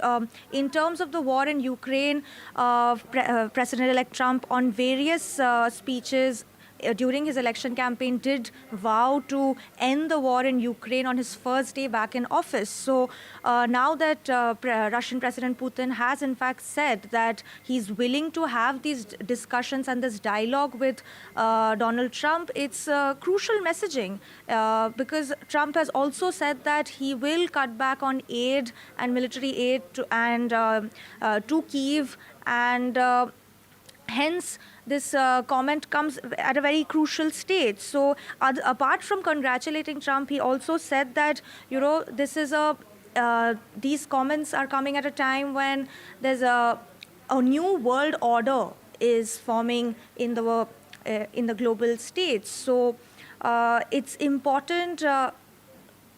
It's important Right. that these leaders now come Absolutely, together. Disha. From what it seems like, as far as the results that have been declared as far as the US election goes, it really does seem like the voter in the United States has been worried about these conflicts which have been carrying on under Biden's watch, and nothing really much was done about it. Instead, it was Biden who was providing aid and arms to Ukraine, and that didn't really help in stopping the war. So now what we really need to wait and watch is how Donald Trump is going to approach this subject, and how Putin and Donald Trump will perhaps be having a conversation very soon regarding the war.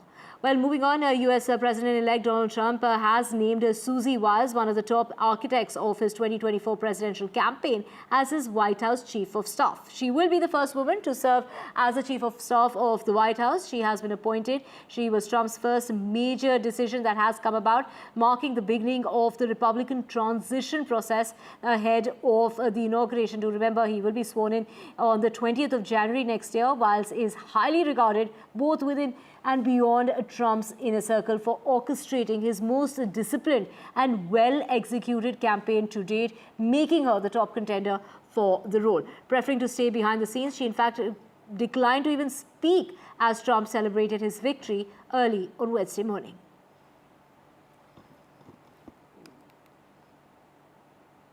And the outgoing US President Joe Biden assured that he will ensure a very peaceful transfer of power on the 20th of January during that swearing-in ceremony of Donald Trump, something that he is, of course, hinting at was very different during his time when he was coming into power during the last elections. And, of course, it will be Donald Trump who will be sworn in as the country's 47th president. He said that the will of the people always prevails as far as democracy is concerned. And those are the first remarks after Trump defeated Vice President Kamala Harris. But he also went on to praise the efforts that were put on by Kamala Harris, saying that she and her team gave it all. Well, she gave her whole heart and effort, and that, he's very proud of the team and of Kamala Harris in the campaign that they ran.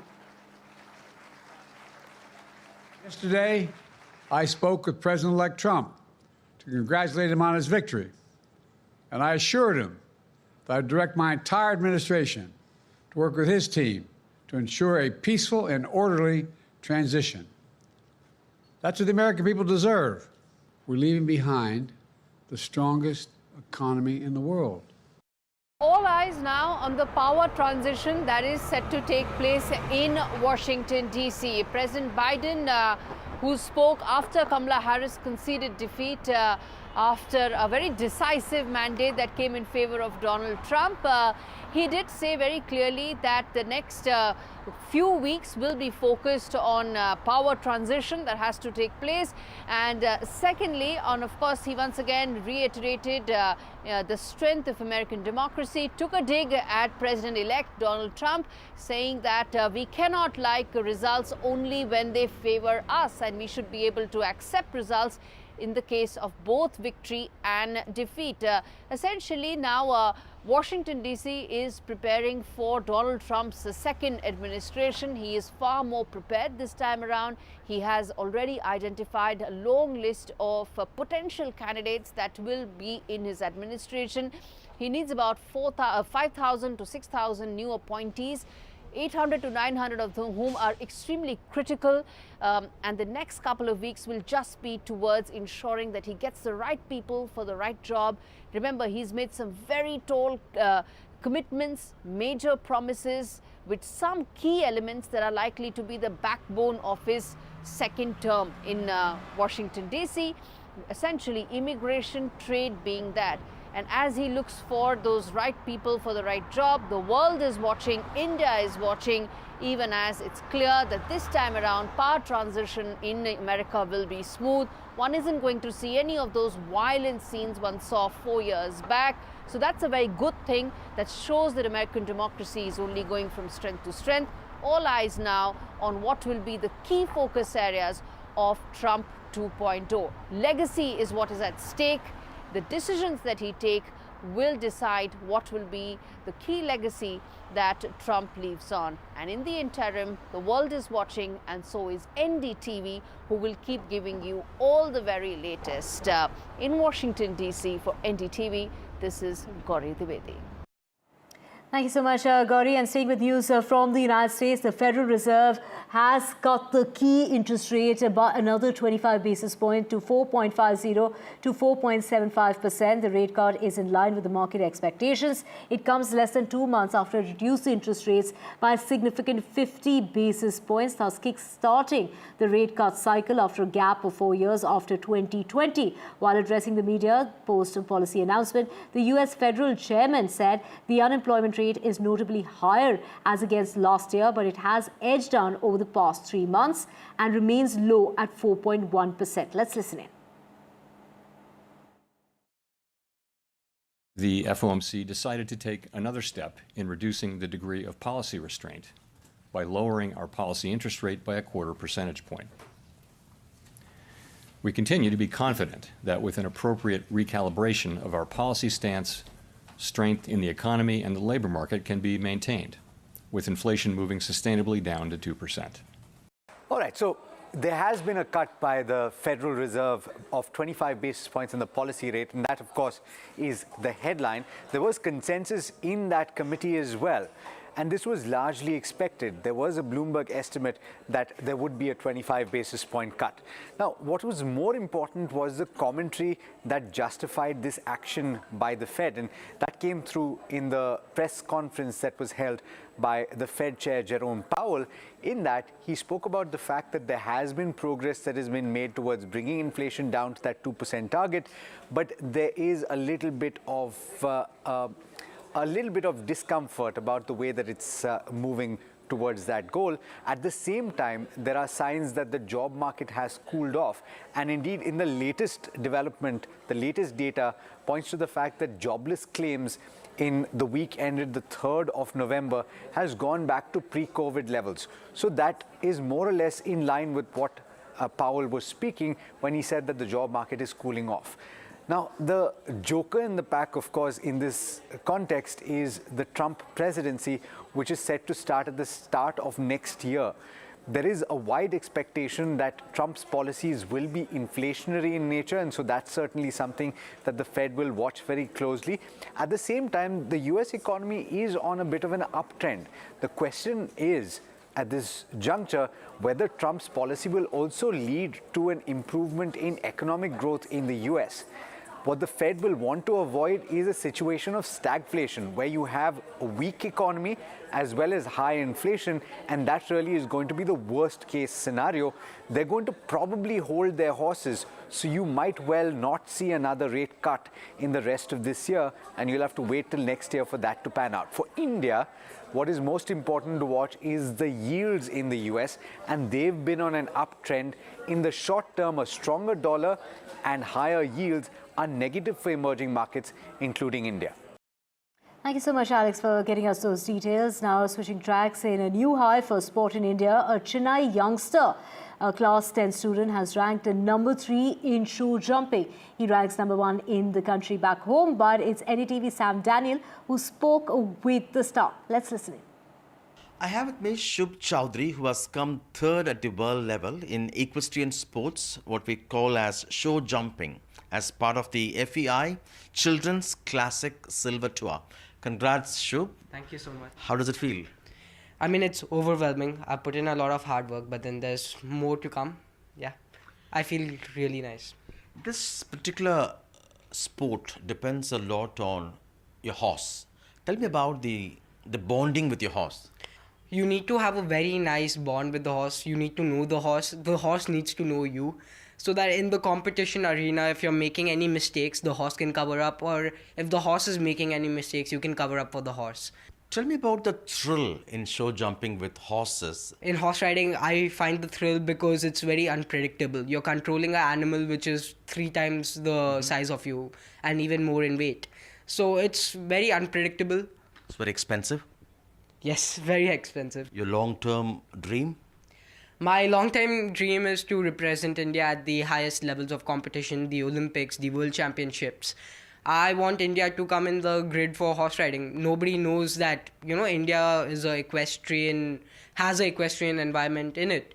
So my dream is to win a medal for India. It's good your family is now supporting you. You also want sponsorships so that you can scale greater heights. Yes, definitely. I mean, sponsorships would, will be good because it'll allow me to, ride the best horses, have the best equipment, the best trainers, the best coaches.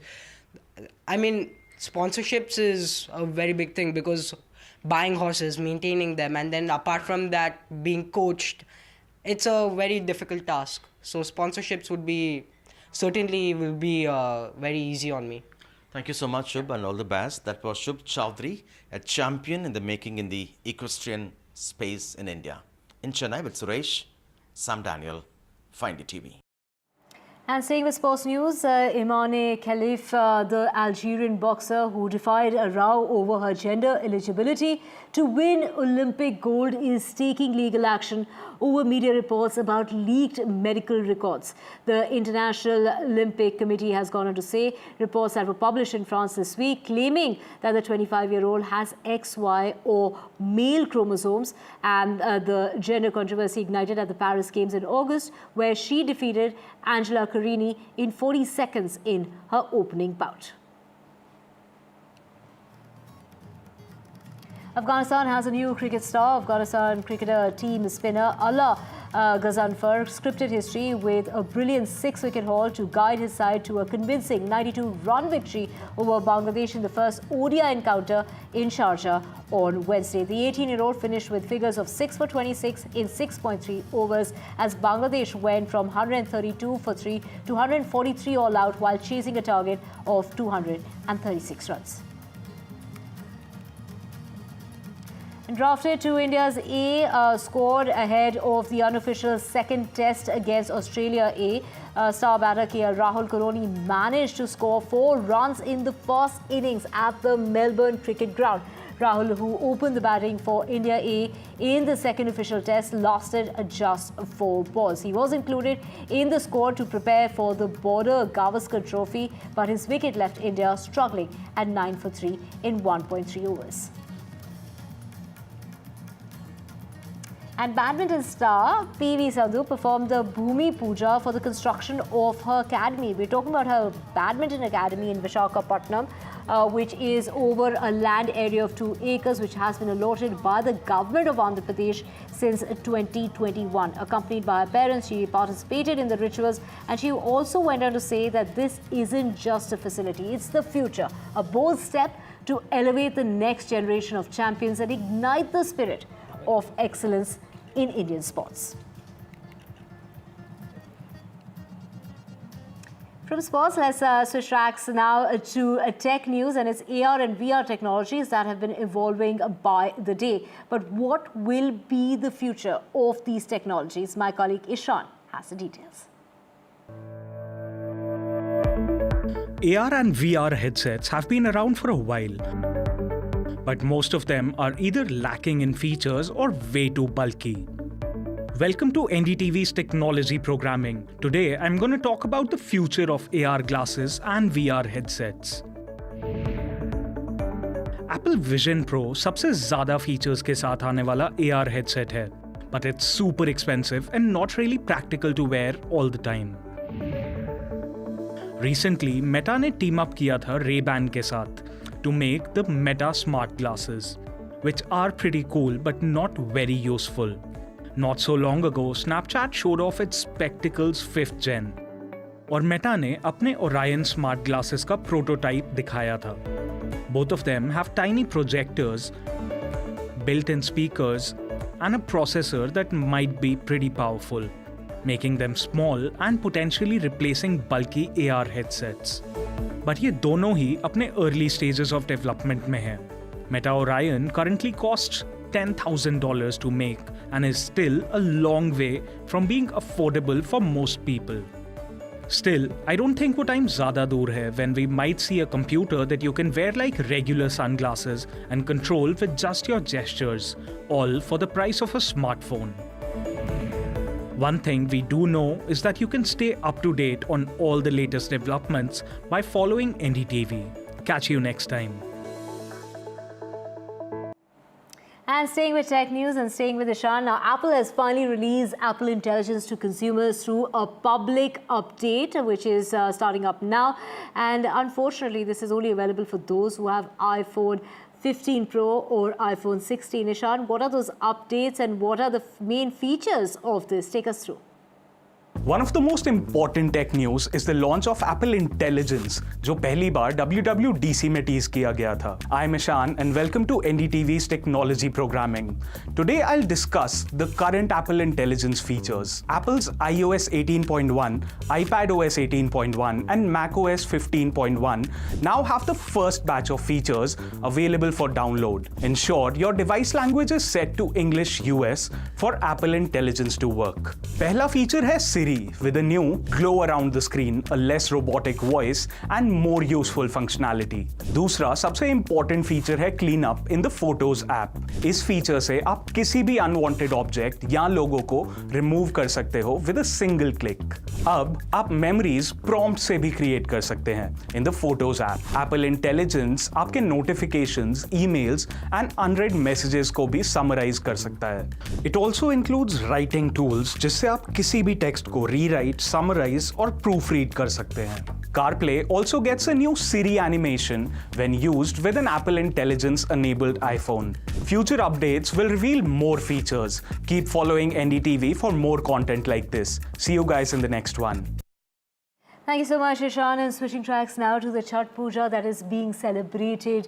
This is where devotees who worship and make offerings to the setting and rising sun. Let's get you visuals of the devotees there on the banks of the river Yamuna.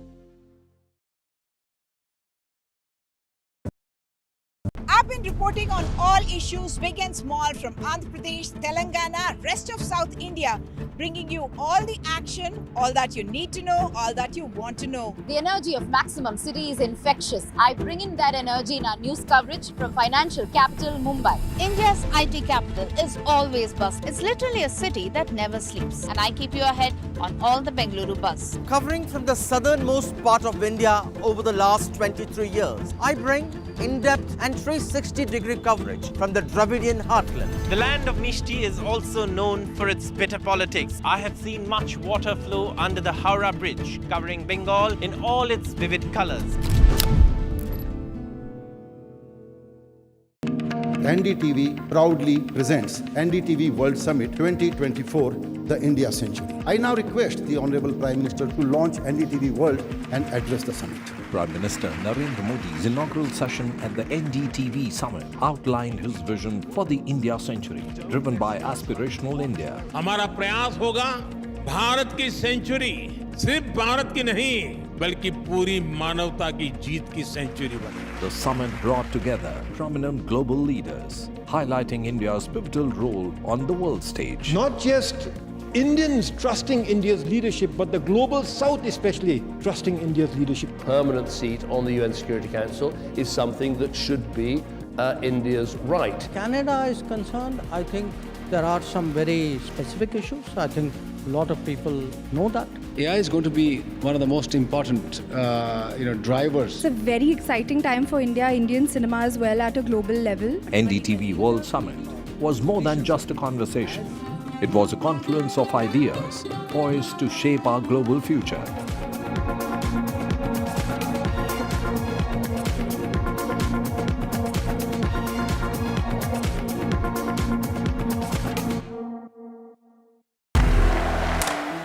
I want to thank the American people for the extraordinary honor of being elected your 47th president. Donald triumphs. What does Trump's win mean for America, for the world, for the wars, and for India-US relations? Non-stop coverage on NDTV. Top analysts and voices from the ground. Extensive coverage on NDTV.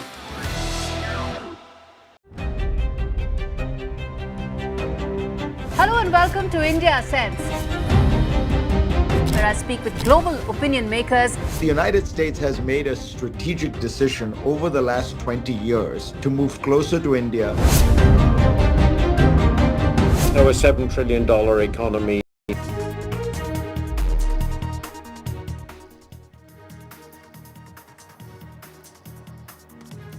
The Haveri police station in Karnataka has registered an FIR against BJP MP Tejasvi Surya for a false claim that a farmer in the district died by suicide after having his land claimed by the Waqf board.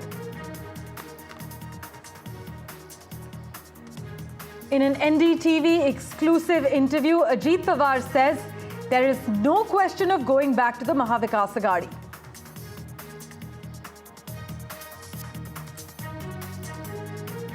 And it's Chief Minister Pinarayi Vijayan versus Priyanka Gandhi Vadra over the Wayanad battle. The Chief Minister says Priyanka Gandhi Vadra is contesting with Jamaat support.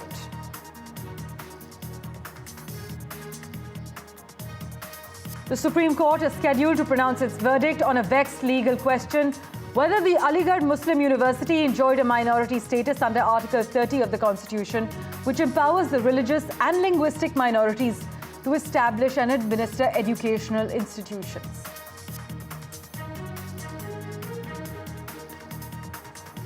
The air quality in Delhi continues to worsen, with multiple areas reaching severe levels of toxic air this morning. As Biden promises a peaceful transfer of power, Donald Trump's transition kicks off with a chief of staff hire. Meanwhile, Russia's Putin congratulates Trump. He says Russia is ready for talks, while China's Xi Jinping also congratulated Trump and called for China and the US to find the right way to manage their differences by strengthening communication.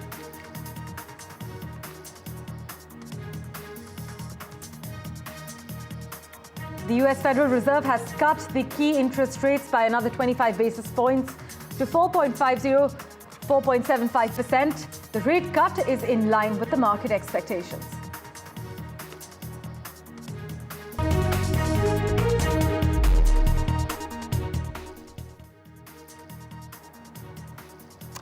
Well, it's 10 o'clock. You are watching NDTV 24/7. I'm Parmeshwar Bava. A big focus currently. The Haveri police station in Karnataka has registered an FIR against BJP MP Tejasvi Surya for a false claim that a farmer in the district died by suicide after having his land claimed by the Waqf board. Now, according to the FIR registered, Tejasvi Surya claimed that a farmer identified as Rudrappa Chanappa Balikai died by suicide after he found out that his land was taken over by Waqf, and blamed Chief Minister Siddaramaiah and Minister B.Z. Zamir Ahmad Khan He said that they've unleashed catastrophic effects in Karnataka in a post on X. Now, that post has since been deleted by Tejasvi Surya, which also mentioned a news report by a Kannada paper. Meanwhile, the superintendent of police in Haveri also issued a clarification that the claim on the reason for the suicide is also false. Pratibha Raman has been tracking the finer details for us. She joins us at the moment with the latest. Pratibha, the Haveri police has now registered an FIR against Tejasvi Surya for a false claim over this farmer's suicide. Do we know who the complainant is? Well, this stems from the alleged fake news content that was posted by the BJP MP on the social media platform X, and it also stems from the fact that one of the regional Kannada news groups had published an article that a farmer died by suicide after taking his farmland, being taken over by the Waqf. The FIR has also been registered against the editors of news portals, and this became fodder for Congress that immediately started pointing fingers at Priyank Kharge, terming it fake news and also calling Tejasvi Surya as a man who has been acting irresponsibly, and that this is not the first instance. Joining from the Congress stable are leaders like Priyank Kharge as well as Dinesh Gundurao, who had alleged that Tejasvi Surya has a history of posting such kind of fake news. But the fact that Tejasvi Surya has now reacted is also assumes significance, mainly because he has said that this comes as a lesson learned and that he wouldn't be depending on such kind of news agencies for reports, so that he wouldn't publish false news. And he has also sought apology on that front. And we'll have to wait to see how this FIR will be taken further in terms of implicating or giving a sigh of relief for Tejasvi Surya. Right, Pratibha, also this incident comes amid escalating tensions over the Waqf land and properties in Karnataka, right? Can you take us through all the political reactions so far? Yes, the Waqf controversy has become a political flashpoint, especially when there are impending by-elections in 3 important constituencies in rural Karnataka. It started off 2 weeks ago when several acres of farmlands across several districts in Karnataka were suddenly taken over by the Waqf board. And this did not really go down well with the farmers, who immediately began to complain, also sought the help of media. And soon after that, the BJP also joined hands to organize protests in different districts. In fact, even on November 4th, they did organize a statewide protest of sorts. Even though the Karnataka government has announced that they would be withdrawing all the eviction notices that were sent to several farmers across these districts, what has been demanded, the singular demand that has been put forth by the BJP leaders as well as the farmers, is a permanent rectification of land records. All eyes are on how the Karnataka government will be working on this, especially during the election, because they do not really want to hurt the sentiments of farmers in rural Karnataka. As always, Pratibha, thanks so much for joining us with the latest details. With that, let's turn our attention now to Maharashtra, where Prime Minister Modi and Amit Shah will be holding rallies and campaigns today. Prime Minister Modi will actually begin his campaign blitz in pole-bound Maharashtra with a rally in Dhule and a public meeting in Nashik. Meanwhile, Amit Shah will be holding rallies and meetings in Sangli, Satara and Kolhapur. Farmers' unrest is a burning issue in Dhule and Nashik, and the Prime Minister is expected to reach out to farmers in these regions. Meanwhile, the consolidation of Muslim and Marathas against the BJP is another challenge as far as these constituencies are concerned. My colleague Radhika Ramaswamy has been tracking the latest details for us. She joins us live at the moment. Radhika, we are aware that the Prime Minister is expected to kickstart the Maharashtra campaign with rallies in Dhule and Nashik, but do take our viewers through the most burning issues as far as these constituencies are concerned, where the Home Minister and Prime Minister will be visiting today. Absolutely. Prime Minister Modi and Amit Shah are going to be conducting multiple rallies and campaigns across several regions in Maharashtra. They are kick-starting Maharashtra campaign just ahead of the polls. Of course, they are the star campaigners as far as BJP is concerned. BJP will be contesting close to 150 seats as far as the entire Mahayuti is concerned. So therefore, important days ahead for the NDA alliance. Yes, burning issues in some of these regions, especially the ones that Prime Minister Modi will be visiting today, which Dhule and Nasik are about farmers' distress and also, Maratha issues. So farmers and Maratha sentiments will take center stage as far as both Dhule and Nasik are concerned. And these are the regions that Prime Minister Modi will be visiting today. He will be holding at least about 10 rallies across the state of Maharashtra over a period of 4 days, in the next couple of weeks. As far as Nasik is concerned, farmers are not happy, especially onion farmers. They are unhappy with the fact that there is a ban on exports. So therefore, that is the center issue as far as these farmers are concerned. So therefore, Prime Minister will be reaching out to the farmers. We know for a fact that as far as Mahayuti manifesto goes, a lot of promises and guarantees towards farmers. Of course, they are women-centric as well as youth-centric, but a lot of farmer issues have also been raised, and a lot of subsidies for farmers have been promised in many of these manifestos of Mahayuti. So for that will be spoken, that will be the center of the speech as far as Prime Minister Modi is concerned, and of course talking about youth and women-centric schemes as well as guarantees. And besides that, of course, Prime Minister Modi will be travelling to Marathwada regions as well as Vidarbha regions. Vidarbha region is a place where Modi will be, BJP will be having direct fight against the Congress party, and of course Western Maharashtra too. As far as Amit Shah's visits go, today of course he will be travelling in Sangli, Satara and Kolhapur. At least 4 meetings as well as rallies to be conducted in many of these regions. And as I mentioned, yes, farmers' distress, agrarian distress will be taking center stage, and how to consolidate votes from within, Muslim as well as Maratha communities is going to be a challenge, because we know for a fact that there had been campaigns by the Maratha community against Mahayuti in multiple areas in which are the stronghold of Maratha. So therefore, how the BJP will be able to go through these challenges remains to be seen. But certainly campaign blitz as far as BJP in Maharashtra is concerned. Prime Minister Modi and Amit Shah are going to be touring several regions, several important regions in the state. We'll have to see how they will manage to woo voters in many of these important constituencies ahead of elections. As always, Radhika, thanks so much for joining us with that update. In fact, we have an exclusive interview lined up for you with Ajit Pawar. The Maharashtra Deputy Chief Minister has spoken to NDTV regarding dissent and the family divide. He has said every party faces dissent, but when he was asked whether he would ever go back to the MVA, he has said there's no question of going back to the Mahavikas Aghadi. Listen in.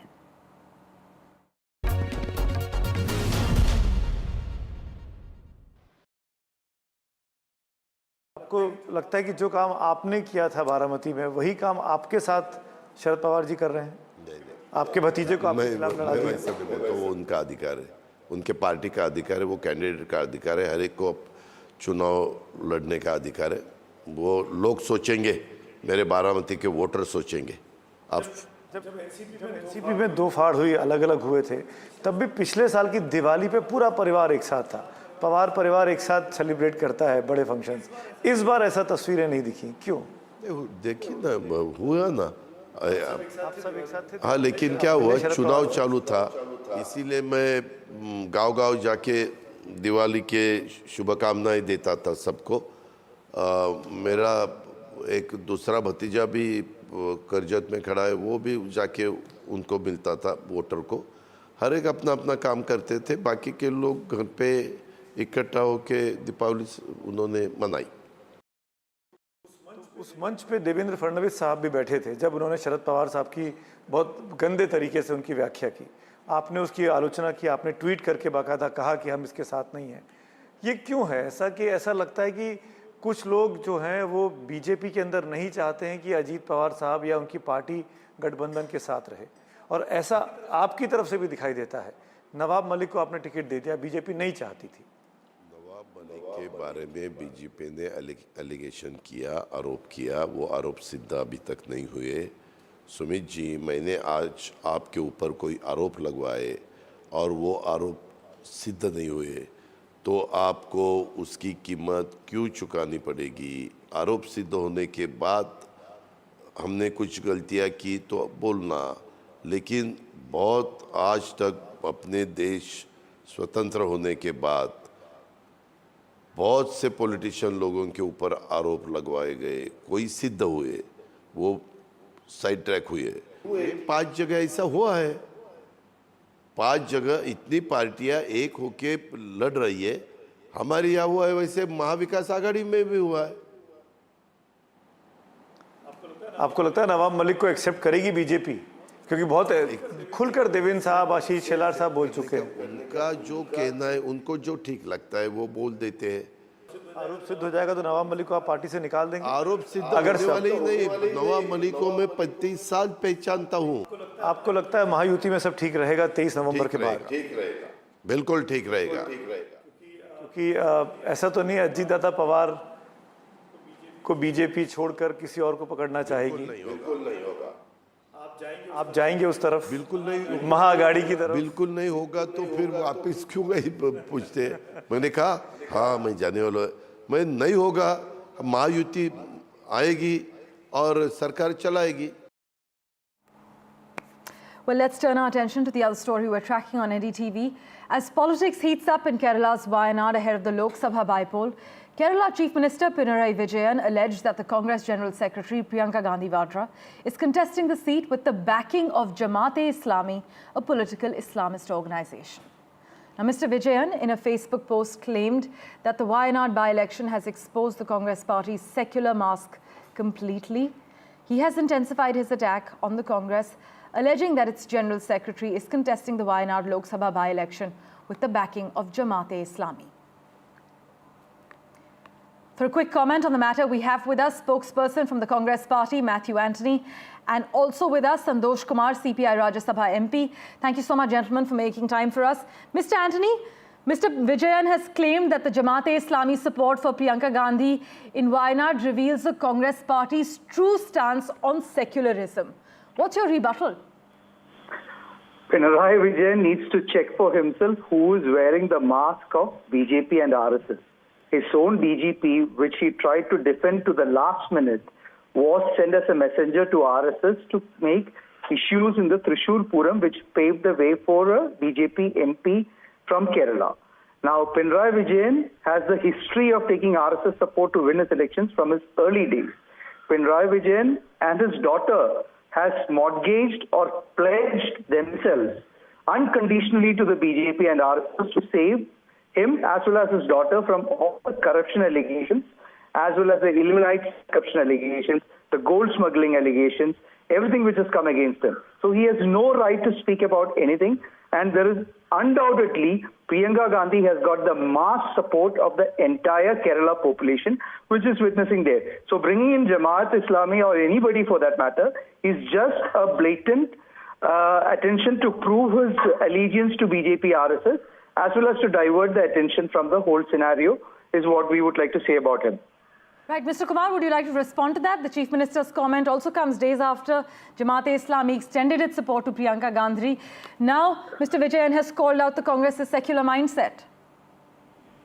I think Mr. Vijayan's comment is right, because as far as Priyanka Gandhi's candidate is concerned, its Congress party's attempt to make the third one in a family to member of parliament, and this is quite unwanted also, because in the given Indian political situation, a top leader of Congress party should not come and contest in Kerala election, where these LDF is part of India Alliance.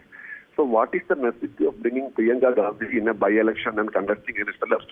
This is the most important question. So to this question, Congress party is not about answering. Of course, they have every right to feel anyone has a candidate and campaign for it. It's their own internal issue. But in the given Indian political situation, so as to say, this contest is quite unwanted, number one. Number two, see, the Congress spokesperson was vocal on these allegations, counter allegations, all those things. But the point is that, they did not answer so far why Priyanka Gandhi's husband Vadra contributed 170 crores of rupees to the BJP and BJP alone. So did I justify this? What is the real reason? And these Keralites swear that after Rahul Gandhi, it is Priyanka, and if Priyanka wins, then obviously it will be Vabra. So they have to answer to these kind of questions. And regarding all these questions, now they are trying to tarnish Pinarayi Vijayan. And as far as Priyanka Gandhi's credentials concerned, see, these people sometimes mask, the secular mask, wearing secular mask is very often proved in Kerala. For example, they may offer this thing in one particular area, they may offer something in other area, and they even deny Muslim League people to carry their flags in hands. So this has happened many times.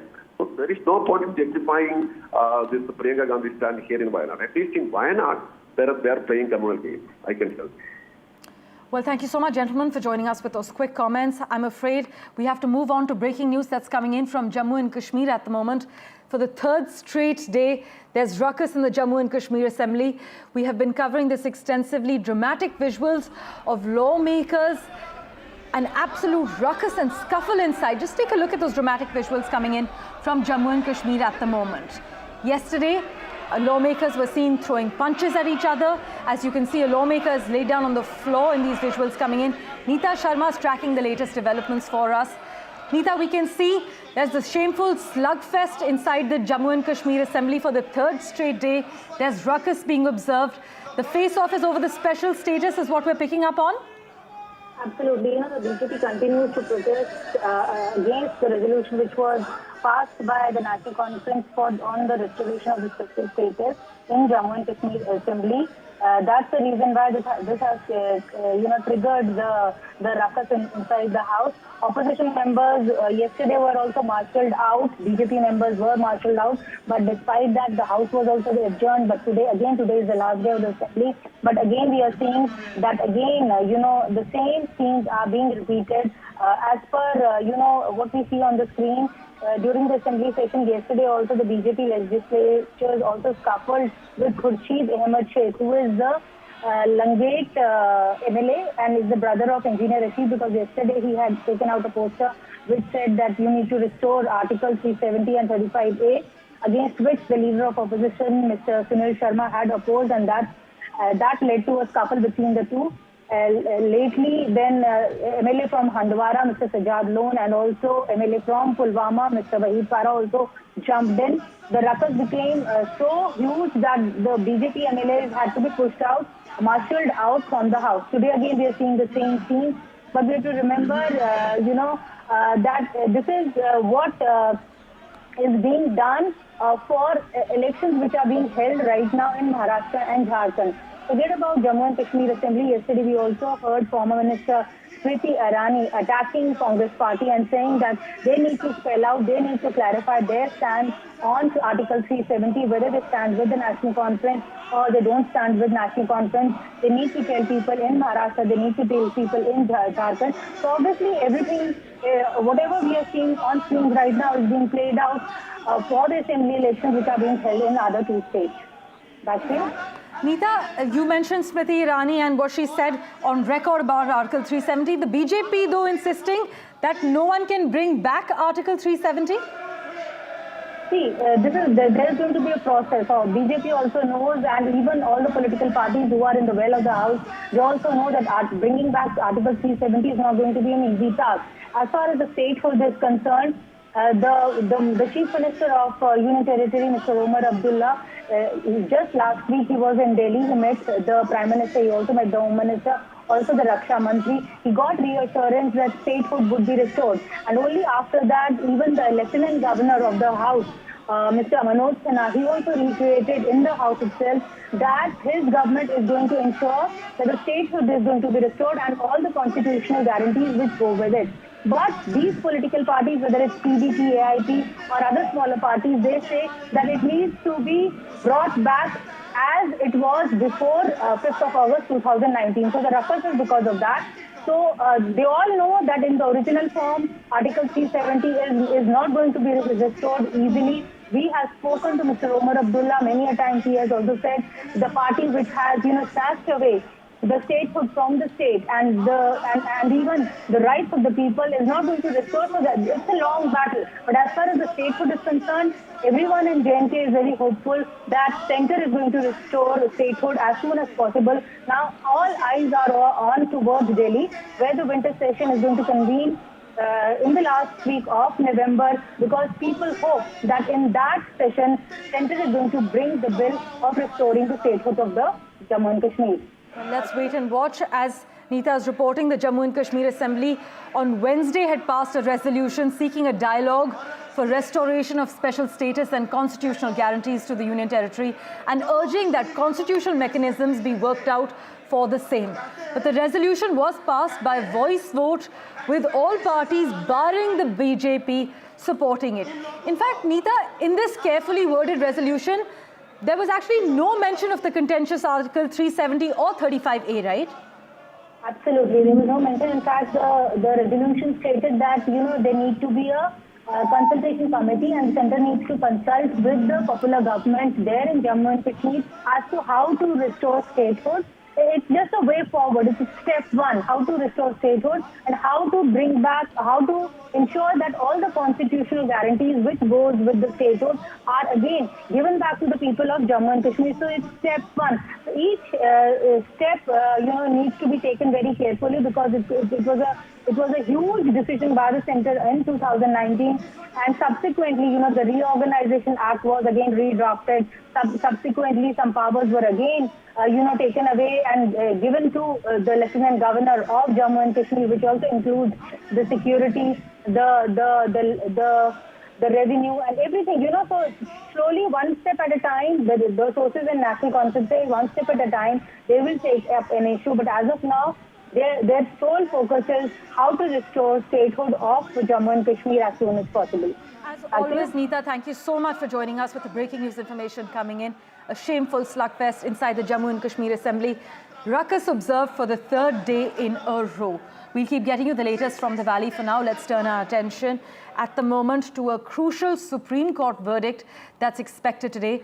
The Supreme Court will pronounce its verdict on the legal question whether the Aligarh Muslim University enjoyed a minority status under Article 30 of the Constitution that empowers the religious and linguistic minorities to establish and administer educational institutions. A 7-judge constitution bench headed by Chief Justice D.Y. Chandrachud will pronounce the verdict in a short while from now. The bench also comprises Justices Sanjeev Khanna, Surya Kant, J.B. Pardiwala, Dipankar Datta, Manoj Mishra and Satish Chandra Sharma. They had actually reserved the verdict on the question on the 1st of February after hearing arguments for 8 days. But to understand what the case is and what's at stake, listen in to my colleague Sunil Prabhu's report. Aligarh Muslim University by the 1920 Act is a minority institution, or is it a central university? That's been a debate for a long time, and nearly a century later, I think we are finally going to see a judgment, because there was a 5-judge bench which had ruled that it was not minority in character, but the petitioners have been arguing that it is definitely a minority status, and that reservation should be given for minorities, especially in medical seats and everything else. So be that as it may, we will see a finality hopefully today when that judgment is come, whether AMU is a minority institution or is it a central university. Well, in other news, the air quality in Delhi continues to worsen, with multiple areas reaching severe levels this morning. This has been reported by the Central Pollution Control Board as well. And this, as winter starts to settle, a thick blanket of smog covers the entire national capital region. The air quality lingers in the severe category. Sparks worry about the rise in respiratory illnesses across age group, whether it's toddlers, adults, or senior citizens. In fact, vehicular emission is the top contributor to Delhi's pollution during the winter season, more than stubble burning, road dust, or bursting of firecrackers, with over 50% of pollution from local sources linked to the city's fragmented transportation system. This is what the Centre for Science and Environment has also endorsed. Shreya Ghosh is currently out and about tracking the toxic air in the National Capital Region for us. She joins us live at the moment. Shreya, take us through the toxic hotspots as far as Delhi NCR is concerned.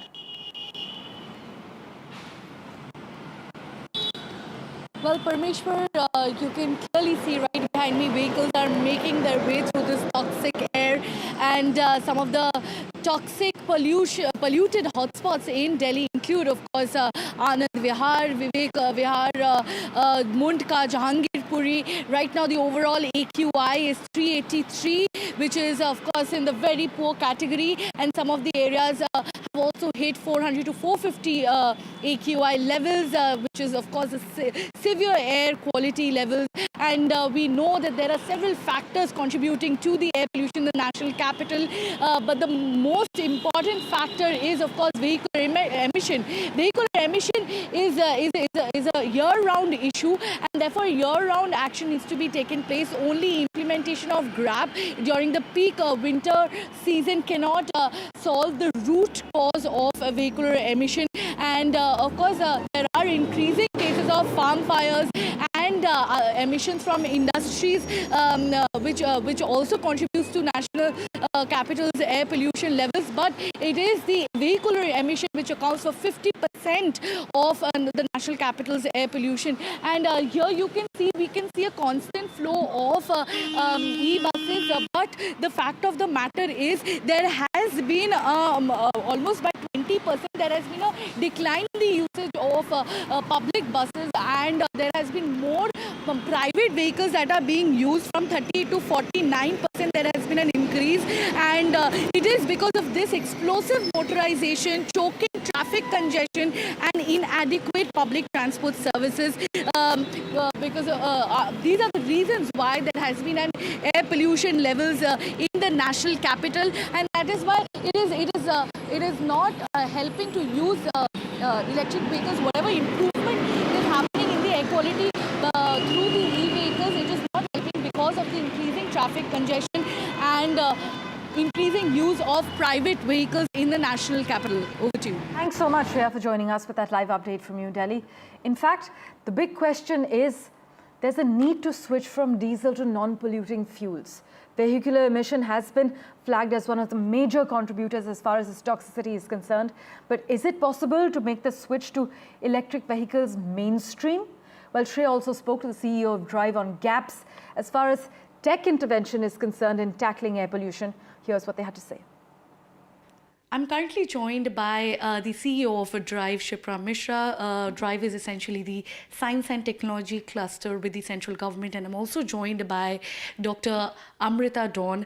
And we know that the annual air pollution crisis cannot be tackled without technological intervention. So I'm here to discuss that with ma'am. Ma'am, please take us through what kind of technological interventions have been undertaken under Drive. If you look at the sources of pollution, most of the pollution pertinent to Delhi NCR region can be attributed to 3-4 point sources, most important being vehicular pollution, right? Now, again, I have to appreciate the significant effort of the Delhi government in terms of promoting EVs, both in public as well as, private transportation. However, given the technological hurdles that still exist in the EV segment, which is, range anxiety and other problems that are there with EVs, still it is not possible to completely make the EVs mainstream. So therefore, we also need to look at, technology interventions where there is a lot of idle time in the vehicles at traffic. So how to manage traffic better, plus switch from diesel to more non-polluting sources of fuel. One, we are mandated to use technological intervention towards environmental sustainability. Air pollution has so far been one of our major thrust areas, and we have executed a few one pilot named as Project Sameer, where we wanted to execute the efficacy of various startup-led innovations towards mitigation and monitoring of air pollution in Delhi NCR.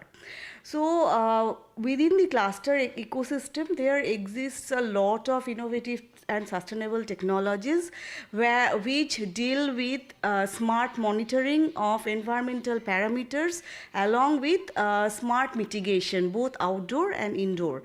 We also, within the cluster, there is also a very innovative solution which is on the making. The prototype is being developed, which will effectively also reduce the vehicular emission by retrofitting itself towards the tailpipe of vehicles. Well, another crucial news after a massive controversy and alarm over a report claiming 25 tigers in Ranthambore National Park are missing. Now, park authorities have told NDTV 10 of these tigers have been accounted for. In fact, on Monday, Rajasthan's Chief Wildlife Warden Pawan Kumar Upadhyay said 25 tigers in Ranthambore National Park had gone missing. This is over the last year. And a 3-member committee to investigate the disappearances was appointed, which would review monitoring records and recommend action if any lapses by the park officials were found. This step was taken after repeated correspondence regarding the tigers that had gone missing. There was no response from the park authorities, but the focus was on finding 14 tigers that had not been seen since between May and September of this year. But within 2 days of the news breaking, NDTV has now learned that 10 of the tigers have been traced through camera trap records. Gargi Rawat reports.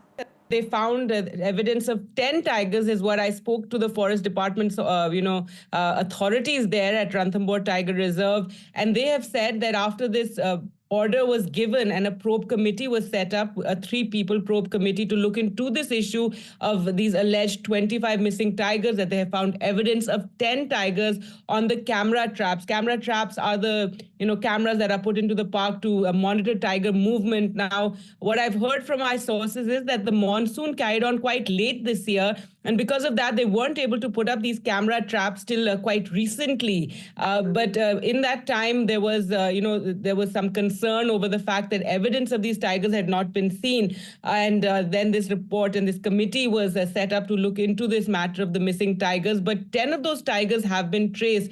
Also, my sources have pointed out that in this list of 25, 4 of the tigers are aged between 17 to 21 years of age, which is really not an age that wild tigers live to. They live till 14 to 15 years of age. So all in all, at least over 10 tigers, yes, are missing currently. And this is being looked into by the Forest Department and by authorities. The NTCA, the National Tiger Conservation Authority, may also, get into this and also ask for its own report into the matter. The concerns are that there could be some, territorial fights, of course, because it said that this park is has a very, very healthy population of tigers, and it not enough area to support it in terms of very good habitat for tigers. So around 80 tigers is what the last census said. In fact, around 88 is what it said. Now, when it comes to Donald Trump's inner circle, there's one name that stands above the rest: Susie Wiles. She's not just a senior advisor, she's Trump's de facto campaign manager, his chief strategist, and the driving force behind his political operation for more than 3 years. Now, in a historic move, President-elect Donald Trump in the United States has tapped senior campaign advisor Susie Wiles to be his White House chief of staff, as per reports.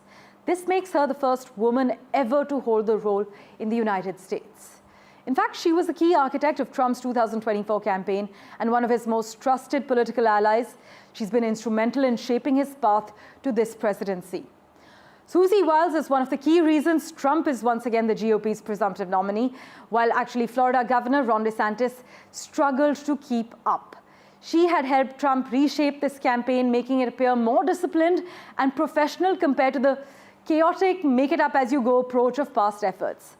Despite the setbacks, which is the 2020 loss, the January 6th insurrection in the Capitol, the midterm defeats of 2022 and the ongoing criminal trials, Trump's political future is very much alive. And a big part of that?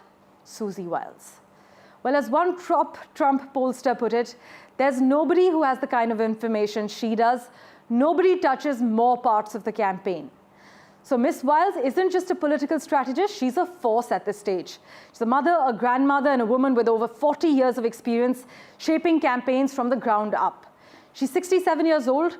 She's seen it all in politics, whether it's from presidents to governors, mayors to members of Congress. There's one thing everyone agrees on: she's good at what she does. In fact, she's a master operator, a savvy strategist who knows how to build relations. This is what we've picked up from Trump's aides. She manages people, spots new talent, and even shapes narratives that can make or break a campaign. Ms. Wiles has played a key role in every major Republican statewide race in Florida over the last decade, whether it's Rick Scott to Donald Trump to Ron DeSantis and back to Trump again. And each of those campaigns, though tough, ended in victory. So from Florida to Washington, Susie Wiles has built a reputation that's unmatched in political circles, and she's not done yet.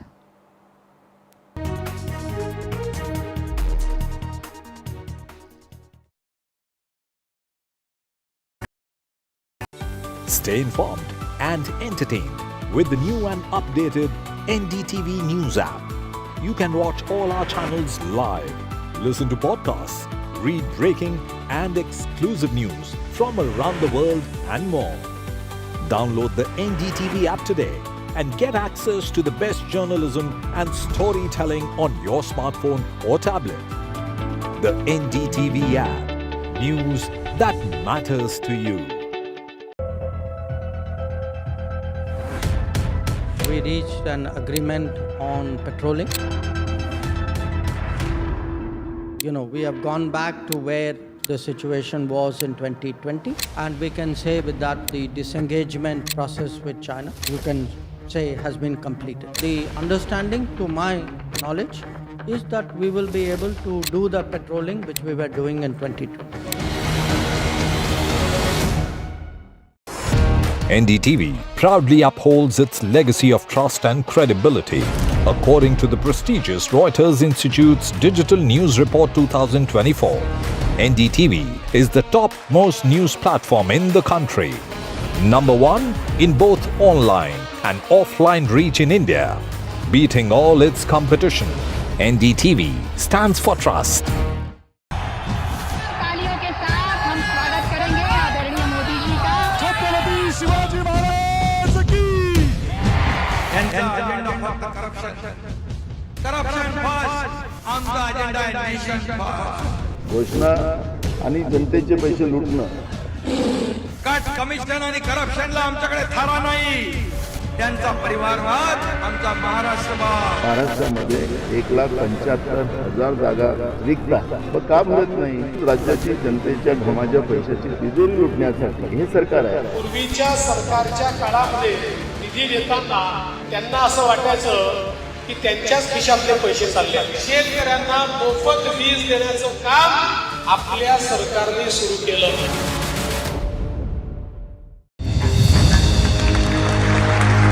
I now request the Honorable Prime Minister to launch NDTV World and address the summit. It was the grand launch of NDTV World by Prime Minister Narendra Modi. NDTV World, as he laid out his vision for the India century at the NDTV World Summit. ऐसी सदी जिसमें भारत के प्रयासों से दुनिया में स्थिरता आए. In the presence of those who are shaping our future. मेरी तरफ से आपको ढेर सारी शुभकामनाएं हैं.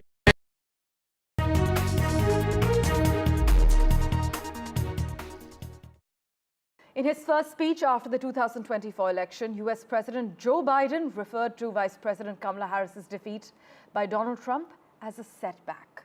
He also added that you cannot love your country only when you win. But Biden said he's directed his administration to work with Trump's team for a peaceful transition of power. He also stressed the integrity of the election, calling it honest, fair, and transparent. However, you must note his statement made no mention of Trump, who will bookend Biden's sole term in office.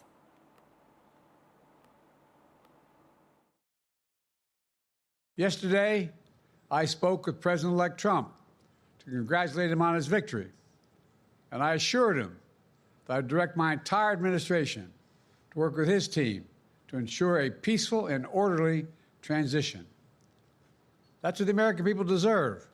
We're leaving behind the strongest economy in the world.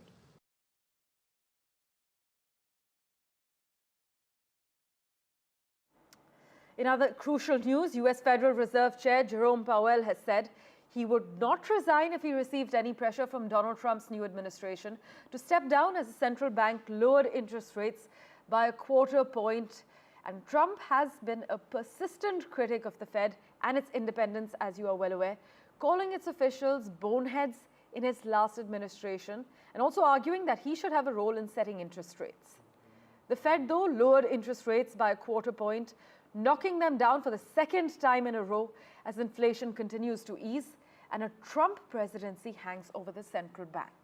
So rates now stand at 4.5% to 4.75%, down from a decade's high level of 5.25% to 5.5%. Here's what the Fed chairman had to say.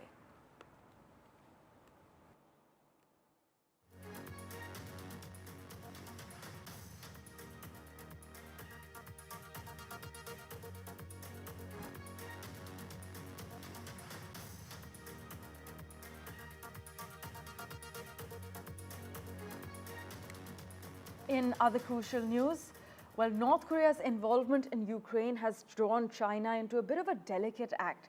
Is Beijing in a tough spot now with North Korea's deployment in Russia's war in Ukraine?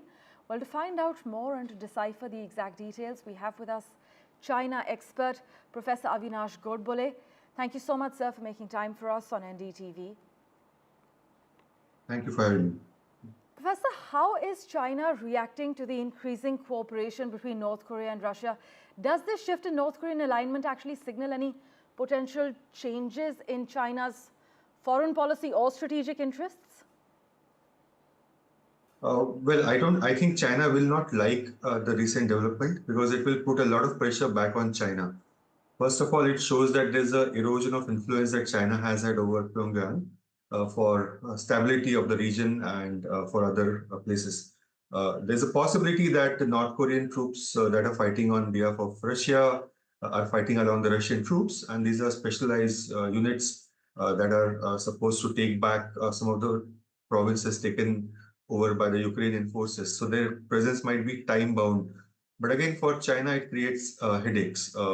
It's not good for them. It shows erosion of China's influence in the region. It will mean there'll be more scrutiny of Chinese actions. There'll be more expectations from them. And what has helped China over the last 3 years was that Russia had become the bad boy in the world. And then with this recent news, the focus will shift back to China. There'll be more expectations from China to act tough on North Korea. And to also, it will put in question China's neutrality position in the overall crisis. So far, they have been criticizing Ukraine subtly that the crisis is because of the Western influence and the world should remain neutral. But China no longer can take that stance as the things stand today. In fact, many actually argue that the entry of North Korean troops risks a dangerous escalation in the Russia-Ukraine war, while also putting Beijing in a bit of a tight spot. But how could this new phase of North Korean-Russian cooperation then influence the stability of the broader East Asian region, sir? It will destabilize East Asia because there's news that there are 10,000 soldiers already in Russia, about 6,000 closer to the active duty. And there's a possibility that the numbers will increase by another 2,000 by end of November, and then one more 1,000, so total 13,000 by end of December. So there'll be more pressure on China. There'll be more satellite as well as ground presence. We might see maneuvering of the American naval ships closer to the North Korean borders, the North Korean waters, as well as there's an intent by South Korea to send weapons to Ukraine now. That has been expressed over the last 48 hours. So there's more active participation by other countries can take this situation to the not just a bilateral war, but to a global war, which it was under the covers so far. But openly, it will become a more multi-party war. And that is not good for China. China's economy is not in good shape. They want stability. They also have to deal with Trump now, so it makes things certainly difficult for China. Indeed. In fact, it can also raise serious questions as far as regional stability is concerned. Professor Godbole, Mao had once upon a time reportedly said that without the lips, the teeth are cold when describing China's relationship with North Korea. How does this historical analogy still shape China's strategic approach to North Korea today? Well, China has since then become pragmatic. It is not exporting communism to other countries, but then they still want to maintain North Korea the way it is. They would still like to avoid the American intervention in the region. China has maintained a delicate balance of its relations between Japan and South Korea. They have reinstated the trilateral dialogue, which had gone down before COVID only recently. So China would want to maintain that stability in the North Korea. And the more pressure there is on North Korea on economic terms, there's more pressure on China to act, to provide aid, to consider the prospect of refugees on its border as well. If the North Korean regime were to collapse because of any other consequent actions by the Americans later. So they want stability in the region and in the North Korea as well, from their selfish reasons as well. Not so much because of ideological perspective anymore, but from their selfish strategic reasons at this point, I would think dictates more. Well, Professor Godbole, thank you so much for shedding light on these crucial aspects. We will, of course, revert to you for regular updates as and when we see further developments. With that, let's turn our attention now to the Iran aspect of what Trump's win actually means for the United States foreign policy. In fact, Iran has called on Trump to review the US government approach to the region. As you know, Trump's first term in the White House was not ideal for Iran's foreign policy in specific. But what exactly does Trump 2.0 mean for not just the United States, but the world? Here's our report. So Donald Trump's return to the White House has potential to reshape the US's foreign policy. Trump has said in the past that he will end the Russia-Ukraine war in a day when he makes a comeback to the White House. Although he hasn't provided any specifics about the plans, the war has been going on for more than 2.5 years now, and there seems to be no end in sight. The conflict-ridden Middle East will be one of the key areas for the incoming Trump administration. Trump has promised to bring peace to the region, but then again, he hasn't given any details on how he plans to stop the two big conflicts in the region, which involve Israel, Hamas, and Hezbollah. These conflicts have killed more than 45,000 people, most of them women and children in Gaza. There is no ceasefire deal in sight at the moment, and how Trump steers the Gaza and Lebanon ceasefire deals remains to be seen. Now to China. How Trump manages relations with China is one of the most talked about topics when it comes to US's foreign policy. Experts suggest that Trump is likely to increase import tariffs on China, which would most likely invite countermeasures from China. On the other hand, there is also a likelihood that Trump could be open to pragmatic deals with Chinese President Xi Jinping. Well, for further clarity as far as Iran's affairs are concerned, we have with us Dr. Reza Khanzadeh. Always a pleasure to have you on the show, Dr. Reza. There are still comprehensive sanctions on Iran, as we are aware, but the Biden administration, as many have pointed out, has tended to look the other way at Iran's oil sales. Are officials in Iran now worried about Trump's return and perhaps the prospect of tougher sanctions enforcement? You believe something will change in the US-Iran relationship? Thanks for having me. Yes, I do believe there is a high potential for there to be a change in the US and Iran relationship for a whole host of reasons. The one most important that I think hasn't been talked too much on the news circuit is the age of Supreme Leader Ali Khamenei. He will be 86 years old when Trump is in his first year as president, and 4 years into Trump's presidency, Khamenei will reach 90 years old if he makes it to 90. And there's been, quiet whispers and rumors that Khamenei does have a terminal illness, so he may not even live past Trump's full 4 years as president. So keeping that in mind, on top of all the internal turmoil that's going on in Iran, particularly with the Women Like Freedom protests, there is a domestic pressure on the regime to think for a long-term strategy beyond just Trump and beyond just Khamenei, because he will pass away. They need to find some type of off-ramp with these conflicts to where their own existence, the regime's own existence, can sustain beyond Khamenei's passing.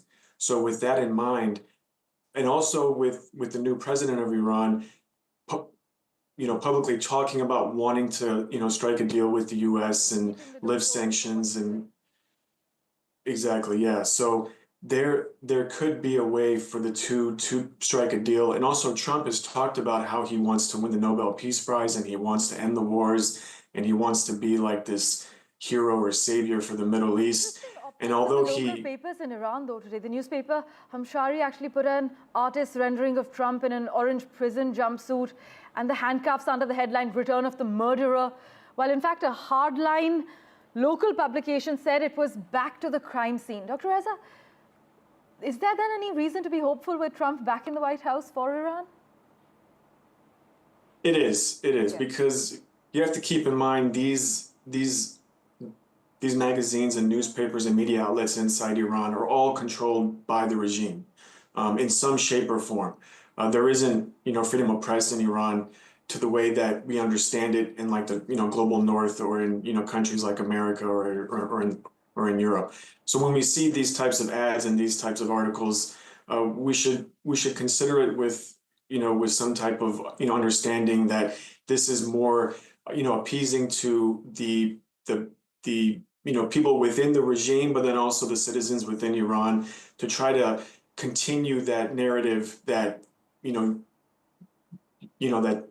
U.S. is the enemy and we can't trust them and, there's no way we can strike a deal. It's kind of the same way that Trump, speaks a loud game, but then when push comes to shove, he is pragmatic and he is able to find a way to make a deal. Because if we think back during his first term, although he did assassinate, Qasem Soleimani, he had multiple attempts to actually strike militarily on Iran's nuclear sites and also their military sites, but he didn't because he understood that there's a calculation in that.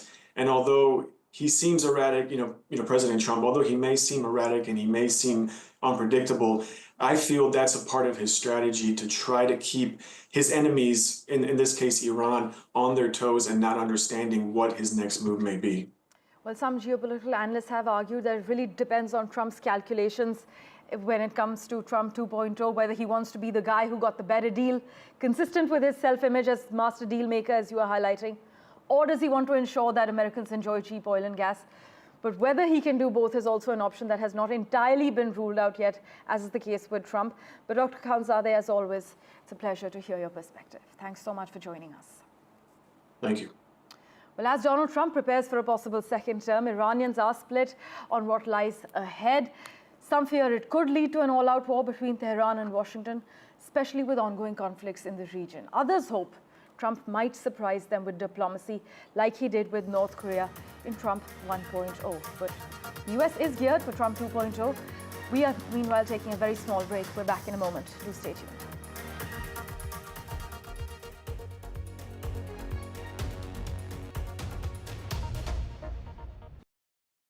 I've been reporting on all issues, big and small, from Andhra Pradesh, Telangana, rest of South India, bringing you all the action, all that you need to know, all that you want to know. The energy of Maximum City is infectious. I bring in that energy in our news coverage from financial capital, Mumbai. India's IT capital is always buzz. It's literally a city that never sleeps. And I keep you ahead on all the Bengaluru buzz. Covering from the southernmost part of India over the last 23 years, I bring in-depth and 360-degree coverage from the Dravidian heartland. The land of Mishti is also known for its bitter politics. I have seen much water flow under the Howrah Bridge, covering Bengal in all its vivid colors.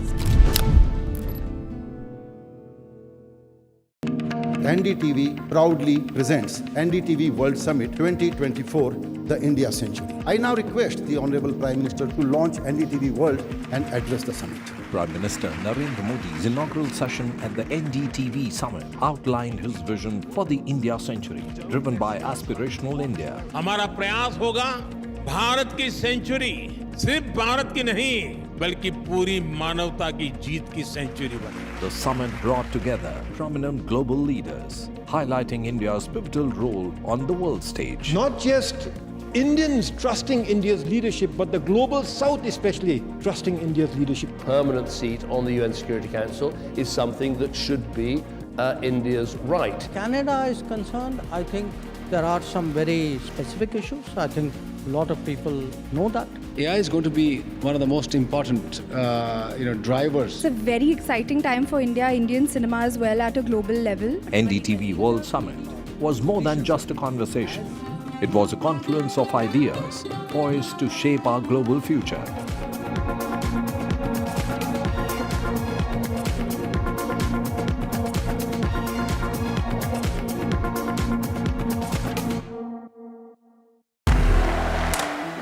I want to thank the American people for the extraordinary honor of being elected your 47th president. Donald triumphs. What does Trump's win mean for America, for the world, for the wars, and for India-US relations? Non-stop coverage on NDTV. Top analysts and voices from the ground. Extensive coverage on NDTV.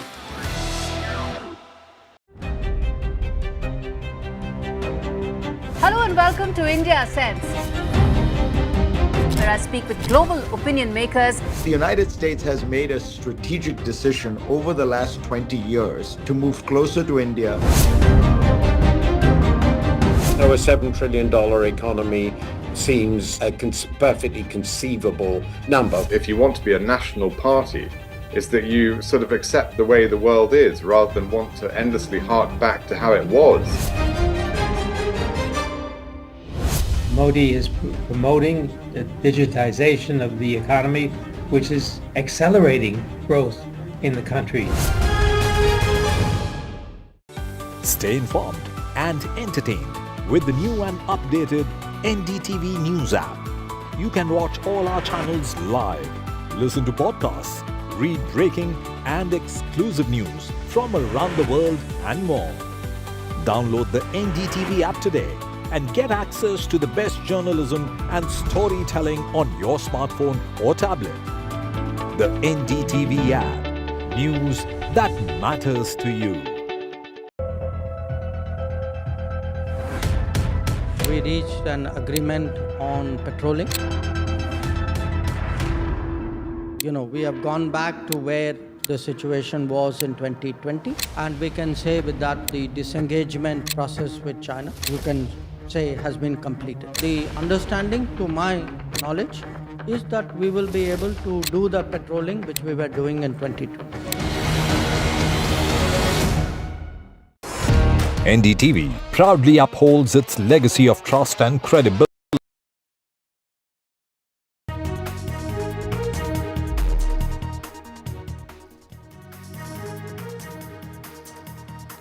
Well, a 7-judge Supreme Court bench reading out the verdict on whether Aligarh Muslim University is a minority institution or not.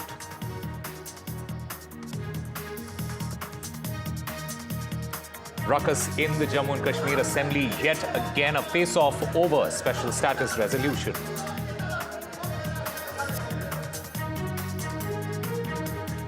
It is Chief Minister Pinarayi Vijayan versus Priyanka Gandhi Vadra over the Wayanad battle. The Chief Minister says that Priyanka is contesting with the support of the Jamaat. The Haveri police station in Karnataka registers an FIR against BJP MP Tejasvi Surya for a false claim that a farmer in the district died by suicide after having his land claimed by the Waqf board.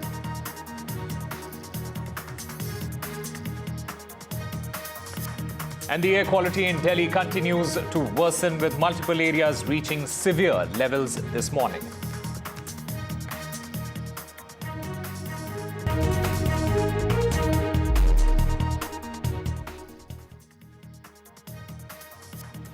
Well, the big story that we are tracking at the top of this hour, a key order linked to the Aligarh Muslim University is being read out. The Supreme Court has pronounced a 4:3 majority judgment. That verdict is being read out by the Chief Justice of India at the moment. The Supreme Court verdict is on AMU verdict by the 7-judge Supreme Court bench. The Supreme Court is announcing its verdict on the legal question whether Aligarh Muslim University enjoyed a minority status under Article 30 of the Constitution that empowers the religious and linguistic minorities in order to establish and administer educational institutions. Now, a couple of key issues before the Supreme Court there regarding the parameter for granting the minority status and as well as the establishment and governance questions.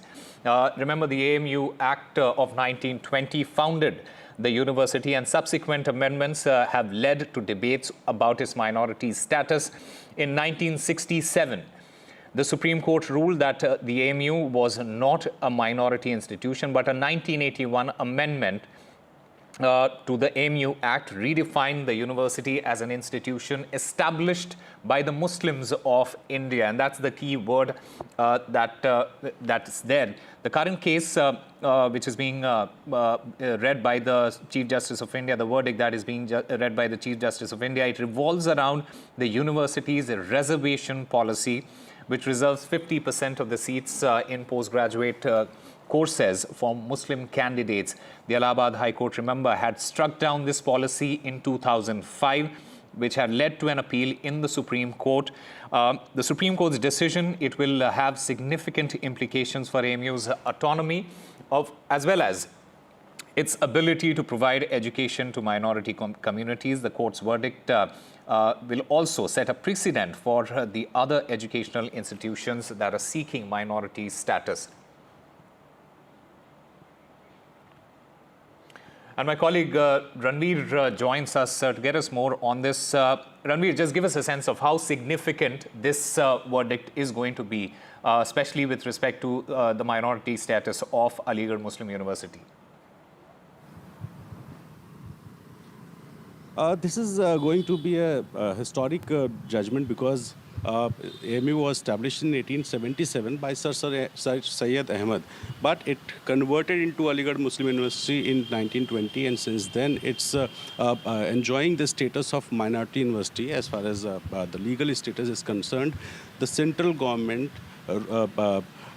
through amendment converted this university into a minority university after 1967's Supreme Court judgment. So the difference between a central university and a minority university is, in central university the quota applies, the SC, ST and OBC quota is mandatory in central universities, while if we talk about in central universities, but if we talk about minority university, the quota system is not applicable in AMU or Jamia Millia. So this is a controversy which is continuous since many decades, since 1960s. So today's 7-bench constitution bench of the Supreme Court is pronouncing the judgment, and if Supreme Court will say that this is a simple central university, then the quota will be applicable in AMU. While if the status of minority university will be retained by Supreme Court, then the system which is going on will continue. So obviously more than 40,000 students are studying there, more than 1,700 teachers are there, more than 5,500 non-academic staff is in AMU. There are 80 hostels inside AMU campus. So it's a huge university, and obviously this judgment is going to affect the students as well as the academic staff, and this judgment will also affect the status of university. So in future, in the coming academic year, the system can be changed if Supreme Court change the status of the AMU as a simple central university. So CJI, along with 6 other judges, they are pronouncing the judgment, and CJI said that Article 30 shall stand diluted if it applies to only institutes those which have been established after the Constitution come into force. Thus, educational institutions established by minority, which was established before the Constitution come into force, will also be governed by Article 30. So, this is this controversy is going around Article 30, and that's why the 7 judges Constitution bench, after consulting this legal issue, they are pronouncing the judgment, and the judgment is continuously coming out. My colleague Sunil Prabhu is in Supreme Court, my colleague Ashish Bhargava is in Supreme Court, and they are sending the details continuously. So CJI said institution must satisfy the test of minority institution on the date of coming of the constitution. And also there were universities which were teaching colleges, and the process of converting teaching colleges to teaching universities is a process of forming an educational institution, and thus it cannot be seen this narrowly. It cannot be stated that an institution is formed by law just because the preamble of the Act says so.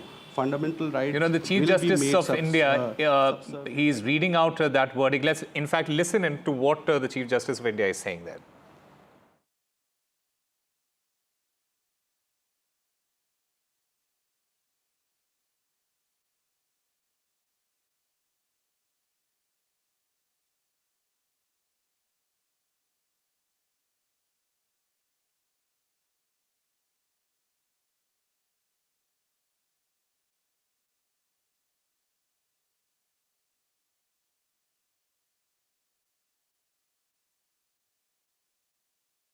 The Chief Justice of India has made a couple of key observations there. The Chief Justice of India, D.Y. Chandrachud, he has in fact said that it is not necessary to prove that administration rests with the minority in order to prove the institution to be a minority institution.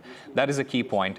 Apart from that, the Chief Justice of India also mentioned that it is not necessary that the purpose of minority can be implemented only if the persons of the minority administer the institution. To AMU. Second, to determine question 3A formulated in TMA 5. And third, whether the decision of this court in Professor Yaspal versus Chhattisgarh State of Chhattisgarh and the amendment in 2010 in National Commission for Minority Education Institute Act 2004 have any bearing on the aforesaid question formulated. The fulcrum of this reference rolls around the interpretation of Article 30 of the Constitution of India, which deals with the right of minorities to set up education institutions. We have had the benefit of perusing the erudite majority opinion authored by Honorable the Chief Justice Dr. D.Y. Chandrachud. While the said opinion comprehensively addresses each issue with depth and clarity, we have expressed a differing view on the interpretation of certain aspects given the significant constitutional implications involved. Recognizing the weight of these issues, we have chosen to offer our own perspective, though we acknowledge the thoroughness and diligence with which the Honorable Chief Justice has approached this complex matter. Before we lay down the indicia under Article 30 to determine whether an institution has a minority character and ought to be afforded protection, we deem it appropriate to embark on a substantive analysis of the issues involved and will begin by undertaking a comprehensive examination of the multifaceted nature of minority rights both in India and internationally.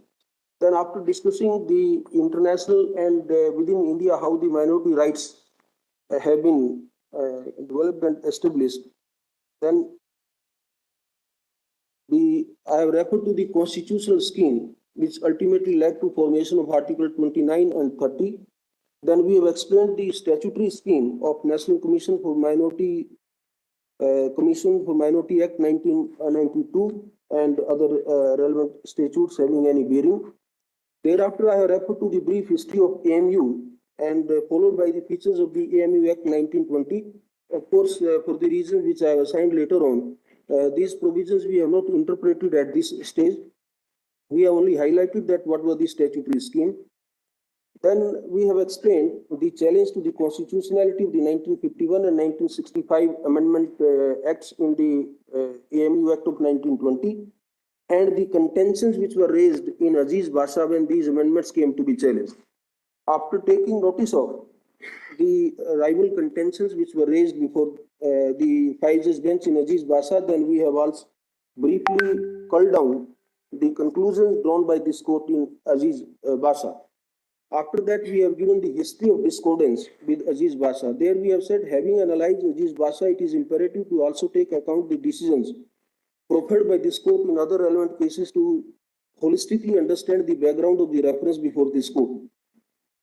Then, after referring to the 1972 amendment in the 1920 Act, we have referred to thereupon the first discordant note was struck by a two-judge bench of this court in Anjuman. That was a case where the court was considering the minority status of an institution established by a society registered under the Society Registration Act 1860. The question raised therein pertained to whether such registration would be determinative against the minority status of this institution. In this regard, then two questions were formulated that we have reproduced. And after discussion, we have said that almost 2 decades after the reference in Anjuman came the magnum opus decision of the 11th Judge Bench in TMA Pi. In this case, the court was tasked with analyzing the different facets of Article 30. Then question 3A, which was not answered in TMA Pi, is reproduced.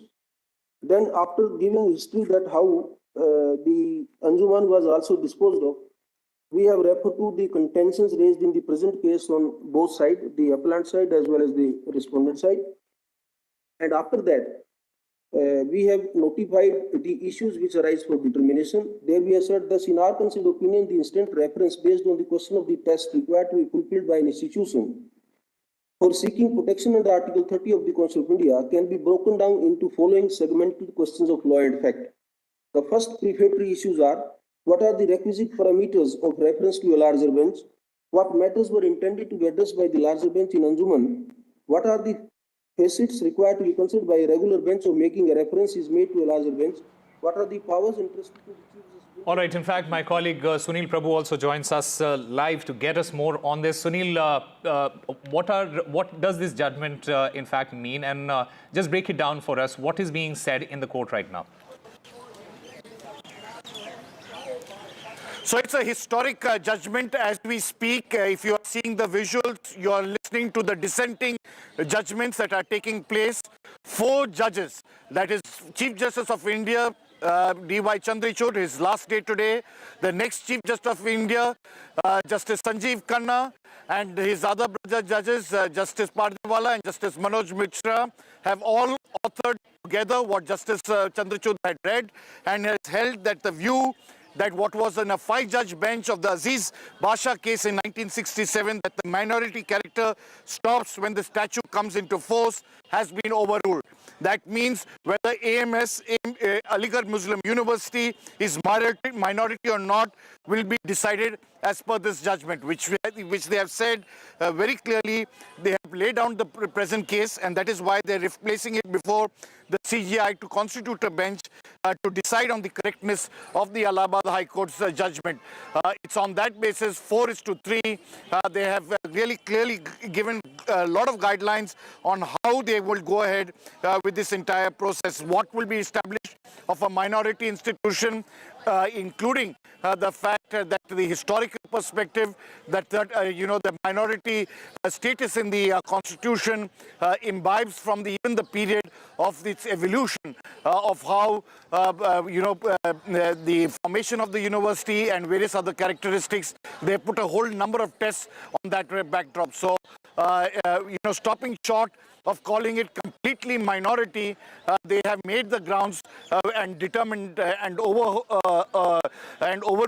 a 5-judge bench, which makes it clear that the Aligarh Muslim University, which was conceptualized by our forefathers during the freedom movement and dates back to the 18th century and subsequently to the early 19th century, all that will have to be in determining about whether it is a central university or a minority institution. So stopping short of that, they made it quite clear that the Aligarh Muslim University will have a minority university status, but of course a larger bench, another bench decided by the CGI by the new Chief Justice of India, will decide on the correctness of the 2006 Allahabad High Court verdict. Right. Sunil, just give us a sense of the implications that it might have on the minority status, and how will this particular ruling impact AMU's reservation policies now? So that is something that has to be looked at, because AMU, what was the issue? What was the 2006 Allahabad High Court? They had overruled and had said that, you cannot, they had given minority state reservation for Muslim students in medical colleges. That was something that they had rejected. So it's on that basis that a fresh petition was put in. And now that this entire evolution has been shown, it's in that context that, the Supreme Court will determine it. it. As I said, the Aligarh Muslim University in a majority judgment 4-3 have held that it is to be a minority based on this judgment, but the determination will be decided by the Allahabad High Court when it hears this matter. When the Supreme Court hears this matter, when the new CGI refers this matter to it. So it's in that basis that this decision has come. Right. Sunil, just also give us a sense of, the constitutional provisions that are in place, that are being considered with respect to this particular verdict. What constitutional provisions support this particular decision that the Supreme Court has made as of now? Well, what had happened in the Allahabad High Court, and I mean, put it in perspective, that they had struck down the reservation policy and the 1981 amendment, holding that AMU was not a minority institution, and this verdict was challenged in the Supreme Court. And this was in the 2019 referred to a 7-judge bench. Today, a 7-judge bench, 4-3, majority of them holding, and I say stopping short of calling it a minority character, have held that they have very clearly gone against the decision of the 5-judge bench to say that AMU is of a minority character. Right. Sunil, just give us also a sense of what is the government's response going to be now? Because the NDA, it had challenged that particular decision way back in the early 2000s. How is the government now likely to respond to this particular verdict? Well, it depends on the government and power. If you, really look at it in its entirety, there's been a lot of flip-flop depending on who's been in power and who hasn't been in power. And that has been pointed out by the Chief Justice of India about the Solicitor General's permission. But very clearly, what we can say is the 1967 verdict, which held that AMU was a central university, has now been overruled. It had said that time it cannot be considered as a minority institution. In the light of that, 4 judges, Justice Chandrachud, Justice Pardiwala, Justice Manoj Mishra, the next Chief Justice of India, Justice Sanjeev Khanna, have all conferred and agreed that the next, and made it very categorical that AMU is minority in character. All right, Sunil Prabhu, thank you very much for breaking it down for us and getting us the latest from that verdict. Very important verdict there by the Supreme Court on AMU's minority judgment. The Supreme Court has, in fact, read out its verdict on AMU's minority judgment. It has, in fact, overruled the 1967 judgment. Remember, the 1967 judgment was removed by AMU's minority status. It removed AMU's minority status. The Supreme Court, in fact, said that another bench will be constituted in order to decide that. A new bench will decide on the 2006 Allahabad High Court order. Remember, the 2006 High Court order had overruled the minority status. The Supreme Court, in fact, in the meanwhile, has referred the minority status to a new bench. And I've got with me Dr. M. Satyakumar, a constitutional expert and an advocate of the Supreme Court. Sir, welcome to NDTV. Just break it down for us. What does this judgment mean in very simple terms? Yes, if you see the issue with respect to minority, the article that we need to refer is Article 30 of the Indian Constitution. If you see Article 30, it confers a special rights to the minorities. Considering the fact that the AMU was established pre-constitutional era, that is during the imperial, as an imperial institution, post-constitution came into picture in India from 1950 onwards. Then the question came whether those institutions which are of a minority character will be carrying forward a minority character, or it will have a central university recognition, and based on that, reservation criteria will apply. So considering this fact, in 1967, the minority status was 1967, there is a judgment, and subsequently Allahabad judgment came in 2006, and subsequently this was appealed in the Supreme Court. Now, as we see in the 4:3 judgment of the Supreme Court, we can understand Supreme Court has overruled 1967 judgment, and said that AMU University, Aligarh Muslim University, is conferred with the minority status. However, the Allahabad High Court judgment with respect to minority, status of minority, has been referred to the other bench of the Supreme Court. If you see, the point to be noted here, Article 30, Clause 2, we have to draw our attention to Article 30, Clause 2, very important, which says, the state shall not, in granting aid to education institutions, discriminate against any education institution on the ground that it is under the management of a minority, whether based on religion or language. And accordingly, even if it is categorized as a minority institution, state is not going to discriminate. However, the question comes, what reservation policy will apply in case of a minority institution? So that is the reason this fight is going on in the Supreme Court, where now the Supreme Court 4:3 judgment, in principle, if you see, is on the minority state. Minority status is conferred on the AMU. So the next question that comes from the perspective of the Constitution is whether those admissions that happened from 1967 onwards until this time, what is the status of those admissions and the administrative aspect of the university? If you see, as per the doctrine of prospective overruling, whenever the Supreme Court judgment comes, from the day the Supreme Court judgment comes, only it has to be applied prospectively. Accordingly, if the Supreme Court judgment is now going to say that it has conferred the minority status, and of course, the Allahabad High Court judgment, 2006 judgment, has been referred to the other bench of the Supreme Court. So we have to wait and watch what other rules or guidelines are going to come with respect to minority status, which will become the state of law in the country, because it's a constitutional bench judgment. So at the end of the day, to conclude, those universities which were established based on religious identity or linguistic identity definitely will be categorized as a minority institution. The question comes whether those minority institutions has to be administered by the minority or it can be administered by anybody. So the criteria of administration doesn't arise. Going by the doctrine of pith and substance, the substance of the institution is to have a minority character. According to the constitutional bench, has conferred the minority character today, overruling the judgment of 1967. Right, sir. Another question that comes to our mind is you spoke about the reservation policies. How will this ruling impact AMU's reservation policies now going forward? Minorities have always been conferred with a special reservation policy. So, entire reason why an institution should be categorized as a minority is because if you go by the preamble to the Constitution, we are very clear that India is a secular socialist.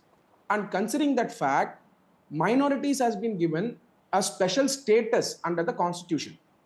And if you see Article 30, we have to visit, of course, we'll have a detailed discussion later. If you go and check the Constitutional Assembly debates of the founding fathers and mothers of our Indian Constitution, we understand the spirit of why Article 30 came. The Article 30 came because we need to protect the rights of the minority. Right. And of course, people in the power may not agree. As you said, as we were discussing with the correspondent, Sunil Prabhu, he also mentioned rightly, NDTV correspondent mentioned rightly, the whether to support or not the minority may be a political power, popular sovereignty. Right. But now in the case of polarization, that is different. But coming to the Constitution doesn't work according to the politician. Constitution always our Indian Constitution is rule of law, not rule by law. It's a rule of law. When it's rule of law, the rule of law as enunciated and guaranteed by our Constituent Assembly as part of our Indian Constitution will work. That has worked now in the Supreme Court. And by the way, 1967 judgment has been overruled now. Once it is overruled, prospectively, all the benefits that are applicable to a minority institution will squarely apply to a minority institution. So the question comes here, central university or minority university, AMU being a central university doesn't bar itself as a minority university. The question comes only with respect to the reservation. So there is a special reservation for minority which will start applying right now with respect to the AMU from now on after the Supreme Court judgment. All right. We have also joined by Professor Faizan Mustafa, constitutional expert and former faculty of law, Aligarh Muslim University. Professor Faizan Mustafa, welcome to NDTV. Your first reaction on this particular verdict? I have been teaching constitutional law for decades. and Supreme Court has been liberalizing the civil liberties. The only bad judgment on Article 30 was the 1967 Aziz Basha judgment. And therefore, as a student of constitutional law, I feel happy that the Supreme Court has overruled its own erroneous judgment, because this judgment was an exception to the liberal jurisprudence Supreme Court has developed and evolved in respect of Article 30. Remember, we were drafting our constitution in the wake of partition. And one has to salute the visionary founders of our constitution who incorporated minority rights under Article 30. The whole question was, how do we decide whether an institution is a minority institution? In 1967, in Aziz Basha, Supreme Court said, you have to decide looking at the law which has been passed. And since in this case, this law was passed in 1920 by the Governor General in Council, they said it is the Governor General in Council who established the university. And therefore, the controversy about the meaning of term establishment. Now the majority of Supreme Court bench has decided that establishment should not be narrowly constructed. It should be widely interpreted. It is a constitutional provision. We need to look at the antecedent history of that institution, because the question of incorporation by law will arise much later. In this case, in 1877, MAO College was established by Sir Syed Ahmad Khan. And from 1877 to 1920, it has been a long journey. The government of India had asked us to give 30 lakh rupees, which I got calculated in 2005. It was about 500 crore in terms of value or so. Its value must have increased to 800 crore. And you would be surprised, I had seen hundreds of receipts of just 1 penny to make those 30 crores. So Supreme Court laying down the law now largely settles the question. With 1968 judgment gone, I believe the Allahabad High Court judgment has become inconsequential. And with Allahabad High Court judgment becoming inconsequential, the 1981 amendment occupies the field. And in 1981, Parliament has very clearly clarified that this university was not established by the Parliament, by the government. It was established by the Muslims of India as an institution of their choice. It was merely incorporated, so it was a legal device. They could not have become a university without invoking the sovereign power. And if a sovereign power is invoked, that in itself cannot change the character of the institution. If you need to look at the character of the institution, look who took the initiative. Okay. Look who collected the money, for whose benefit the institution was made. So I believe that referring this matter to 3-judge bench is not going to have any adverse consequence on Aligarh Muslim University. It's a comprehensive win for Aligarh Muslim University, and it's a comprehensive win for all those who stand for the minority rights under the Indian Constitution. Right. Dr. Satya Kumar wants to make a point. Yes, sir. Go ahead, please. Exactly. Concurring with the views of the professor, he's been teaching Constitution for a long time, decades. In fact, I've seen him in the Nalsar. I've observed his lectures. And considering the fact that we have doctrine of eclipse operating, if you see when this university was established in 1920, at that time the Government of India Act 1935 came later. They did not cater to the concept of this minority institution and all those concepts. But when our founding fathers, when they borrowed the constitution from many countries, they visualized a country where minority has to be protected. That is the pith and substance, doctrine of pith and substance, where minorities has to be protected. Whether political power agrees or not, or political power may be appeasing the minority, that is different. But coming back to the constitution, when it coming back to the constitutionalism, coming back to the constitutional morality, looking at the preamble to the constitution, it sets the context to say Article 30, which is the rule of law, state of law, clearly says we have to protect the minority. The question comes whether AAMU is a minority institution or not, as simple as that.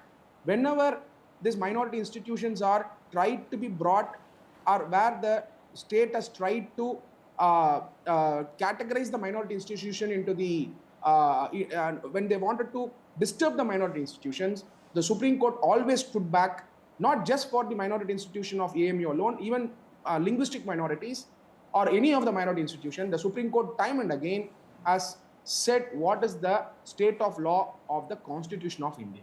The state of law always protect the minority. By overturning the judgment of 1967, by applying the doctrine of prospective overruling, now on, the university will be classified as a minority institution, which has no ground for personal bias, no ground for political bias. At the end of the day, now it is a minority institution. Now on, all the benefits of minority institution will apply. The next question is whether the minority institution should be administered by the minority. That is not the criteria mentioned under Article 30. It only talks about administration. It does not say administration has to be by a minority. Correct. Professor Faizan Mustafa, your final comments on this before we head into a break. The judgment of 1968 had also said that Muslims were not administering Aligarh Muslim University. Yeah. Now, what the Chief Justice bench has laid down, that minority need not entirely administer. You have to understand, a backward community is there. It may not have the expertise. Say if I am setting up a medical college, I may not have neurosurgeons in my own community to administer it. And therefore, I need to take the help of other communities. What they are saying that if you have established and you are administering, if some presence of yours is there, that is good enough. What is your intent? Why you have established that institution? What is the purpose? For whose benefit? That is the test which Supreme Court has laid down. And these tests, we had argued in the Supreme Court also, were also based on the earlier judgments of the Supreme Court. So when Supreme Court is laying down the indicia of a minority institution, it is in a way nullifying the entire 1967 judgment. Even if they don't say it explicitly, here they have said that we are overruling. Assuming they had not said it, this law they have laid down indirectly overrules that. Now, since it was not an appeal, Aligarh's appeal is already pending before a 3-judge bench. This bench could have only told us what is the law. They have told us the law. Now for the determination and application of that law, you have to go to a 3-judge bench, which is a normal procedure. Right. I consider it to be a huge victory for civil liberties in the country in general. All right. As Professor Faizan Mustafa says, another bench is going to be constituted, and the new bench will decide on the 2006 Allahabad High Court order. Gentlemen, thank you very much for being a part of this discussion. We'll slip into a very short break now. More news and updates on the other side.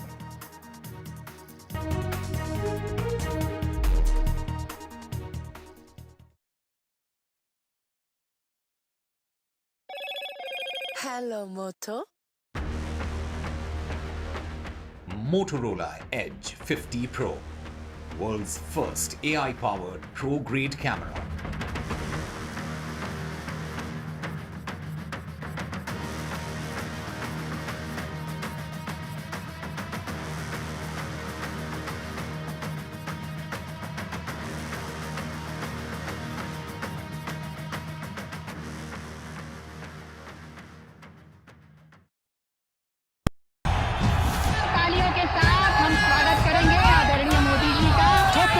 Shivaji Maharaj की यांचा agenda फक्त corruption first आमचा agenda आहे nation first घोषणा आणि जनतेचे पैसे लुटणं cut commission आणि करप्शनला आमच्याकडे थारा नाही त्यांचा परिवारवाद आमचा महाराष्ट्रवाद महाराष्ट्रामध्ये 1,75,000 जागा रिक्त पण का भरत नाही राज्याची जनतेच्या घमाच्या पैशाची तिजोरी लुटण्यासाठी हे सरकार आहे पूर्वीच्या सरकारच्या काळामध्ये निधी देताना त्यांना असं वाटायचं की त्यांच्याच खिशातले पैसे चालले शेतकऱ्यांना मोफत वीज देण्याचं काम आपल्या सरकारने सुरू केलं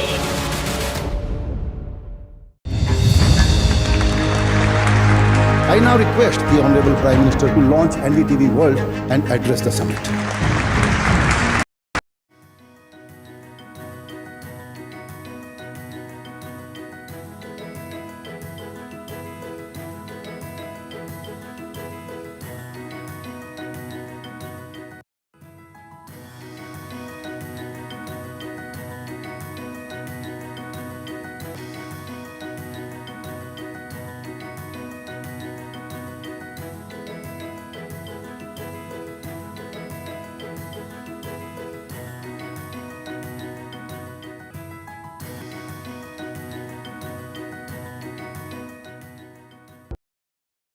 I've been reporting on all issues, big and small, from Andhra Pradesh, Telangana, rest of South India, bringing you all the action, all that you need to know, all that you want to know. The energy of Maximum City is infectious. I bring in that energy in our news coverage from financial capital Mumbai. India's IT capital is always buzz. It's literally a city that never sleeps. And I keep you ahead on all the Bengaluru buzz. Covering from the southernmost part of India over the last 23 years, I bring in-depth and 360-degree coverage from the Dravidian heartland. The land of Mishti is also known for its bitter politics. I have seen much water flow under the Howrah Bridge, covering Bengal in all its vivid colors. NDTV proudly presents NDTV World Summit 2024, the India Century. I now request the Honorable Prime Minister to launch NDTV World and address the summit. Prime Minister Narendra Modi's inaugural session at the NDTV Summit outlined his vision for the India Century, driven by aspirational India. हमारा प्रयास होगा भारत की century सिर्फ भारत की नहीं बल्कि पूरी मानवता की जीत की सेंचुरी बने. The summit brought together prominent global leaders, highlighting India's pivotal role on the world stage. Not just Indians trusting India's leadership, but the global South especially trusting India's leadership. Permanent seat on the UN Security Council is something that should be India's right. Canada is concerned, I think there are some very specific issues. I think a lot of people know that. AI is going to be one of the most important, drivers. It's a very exciting time for India, Indian cinema as well at a global level. NDTV World Summit was more than just a conversation. It was a confluence of ideas poised to shape our global future.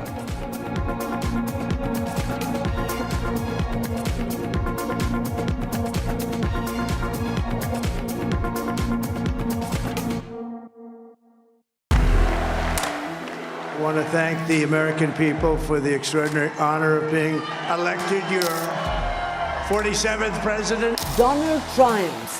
What does Trump's win mean for America, for the world, for the wars, and for India-US relations? Non-stop coverage on NDTV. Top analysts and voices from the ground. Extensive coverage on NDTV.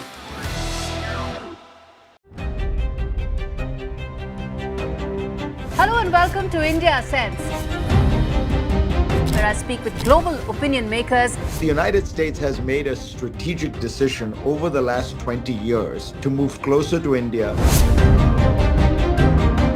So a $7 trillion economy seems a perfectly conceivable number. If you want to be a national party, it's that you sort of accept the way the world is rather than want to endlessly hark back to how it was.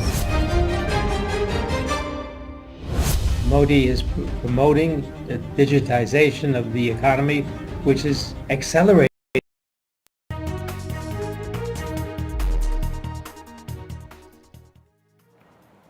Welcome back. A brawl broke out between the BJP MLAs and the marshals of the Jammu and Kashmir Assembly again after the Speaker directed eviction of the opposition members who had then stormed the well during their protests over the special status resolution. So there was a storm over statehood that continued on the third day of the assembly as well. Remember yesterday also many opposition leaders there, they were in fact they were evicted from the assembly, and yet again today two leaders, they were marshalled out. This is the third and the final day of the assembly, and the entire storm was over the statehood that the National Conference had raised in the Assembly. And in fact, my colleague Neeta joins us to get us more on this. Neeta, this is the last day of the session, and yet again there was ruckus. Just break it down for us. Yes, it's a continuous third day when the Bharatiya Janata Party members again created a ruckus in the House, and today again 15 of them were marshalled out of the Assembly as they attempted to protest in the well of the House. Again, the brother of Engineer Rashid, Abdul Rahim Sheikh had, again he was protesting about implementation of Article 370 and Article 35A when the BJP members said that this cannot go on, and that's when the scuffle again started. The speaker, Mr. Rathar, asked them if they want to protest, they should go outside the house. But when they did not listen, the 15 MLAs were marshalled out. Since last 3 days, this kind of a face-off has been happening in Jammu and Kashmir. Since the time the Chief Minister has, passed a resolution in the House asking Centre to restore the statehood. The resolution which is passed by the House stated that there is going to be a dialogue between Centre and State, and a way is going to be worked together. Way forward is going to be worked together as to how the statehood is going to be restored and how the constitutional guarantees are going to be restored. But the PDP and AIP has been saying that it's a half-hearted resolution and they need to amend it, they need to redefine it. So obviously the ruckus was going on. But yesterday again, a Langate MLA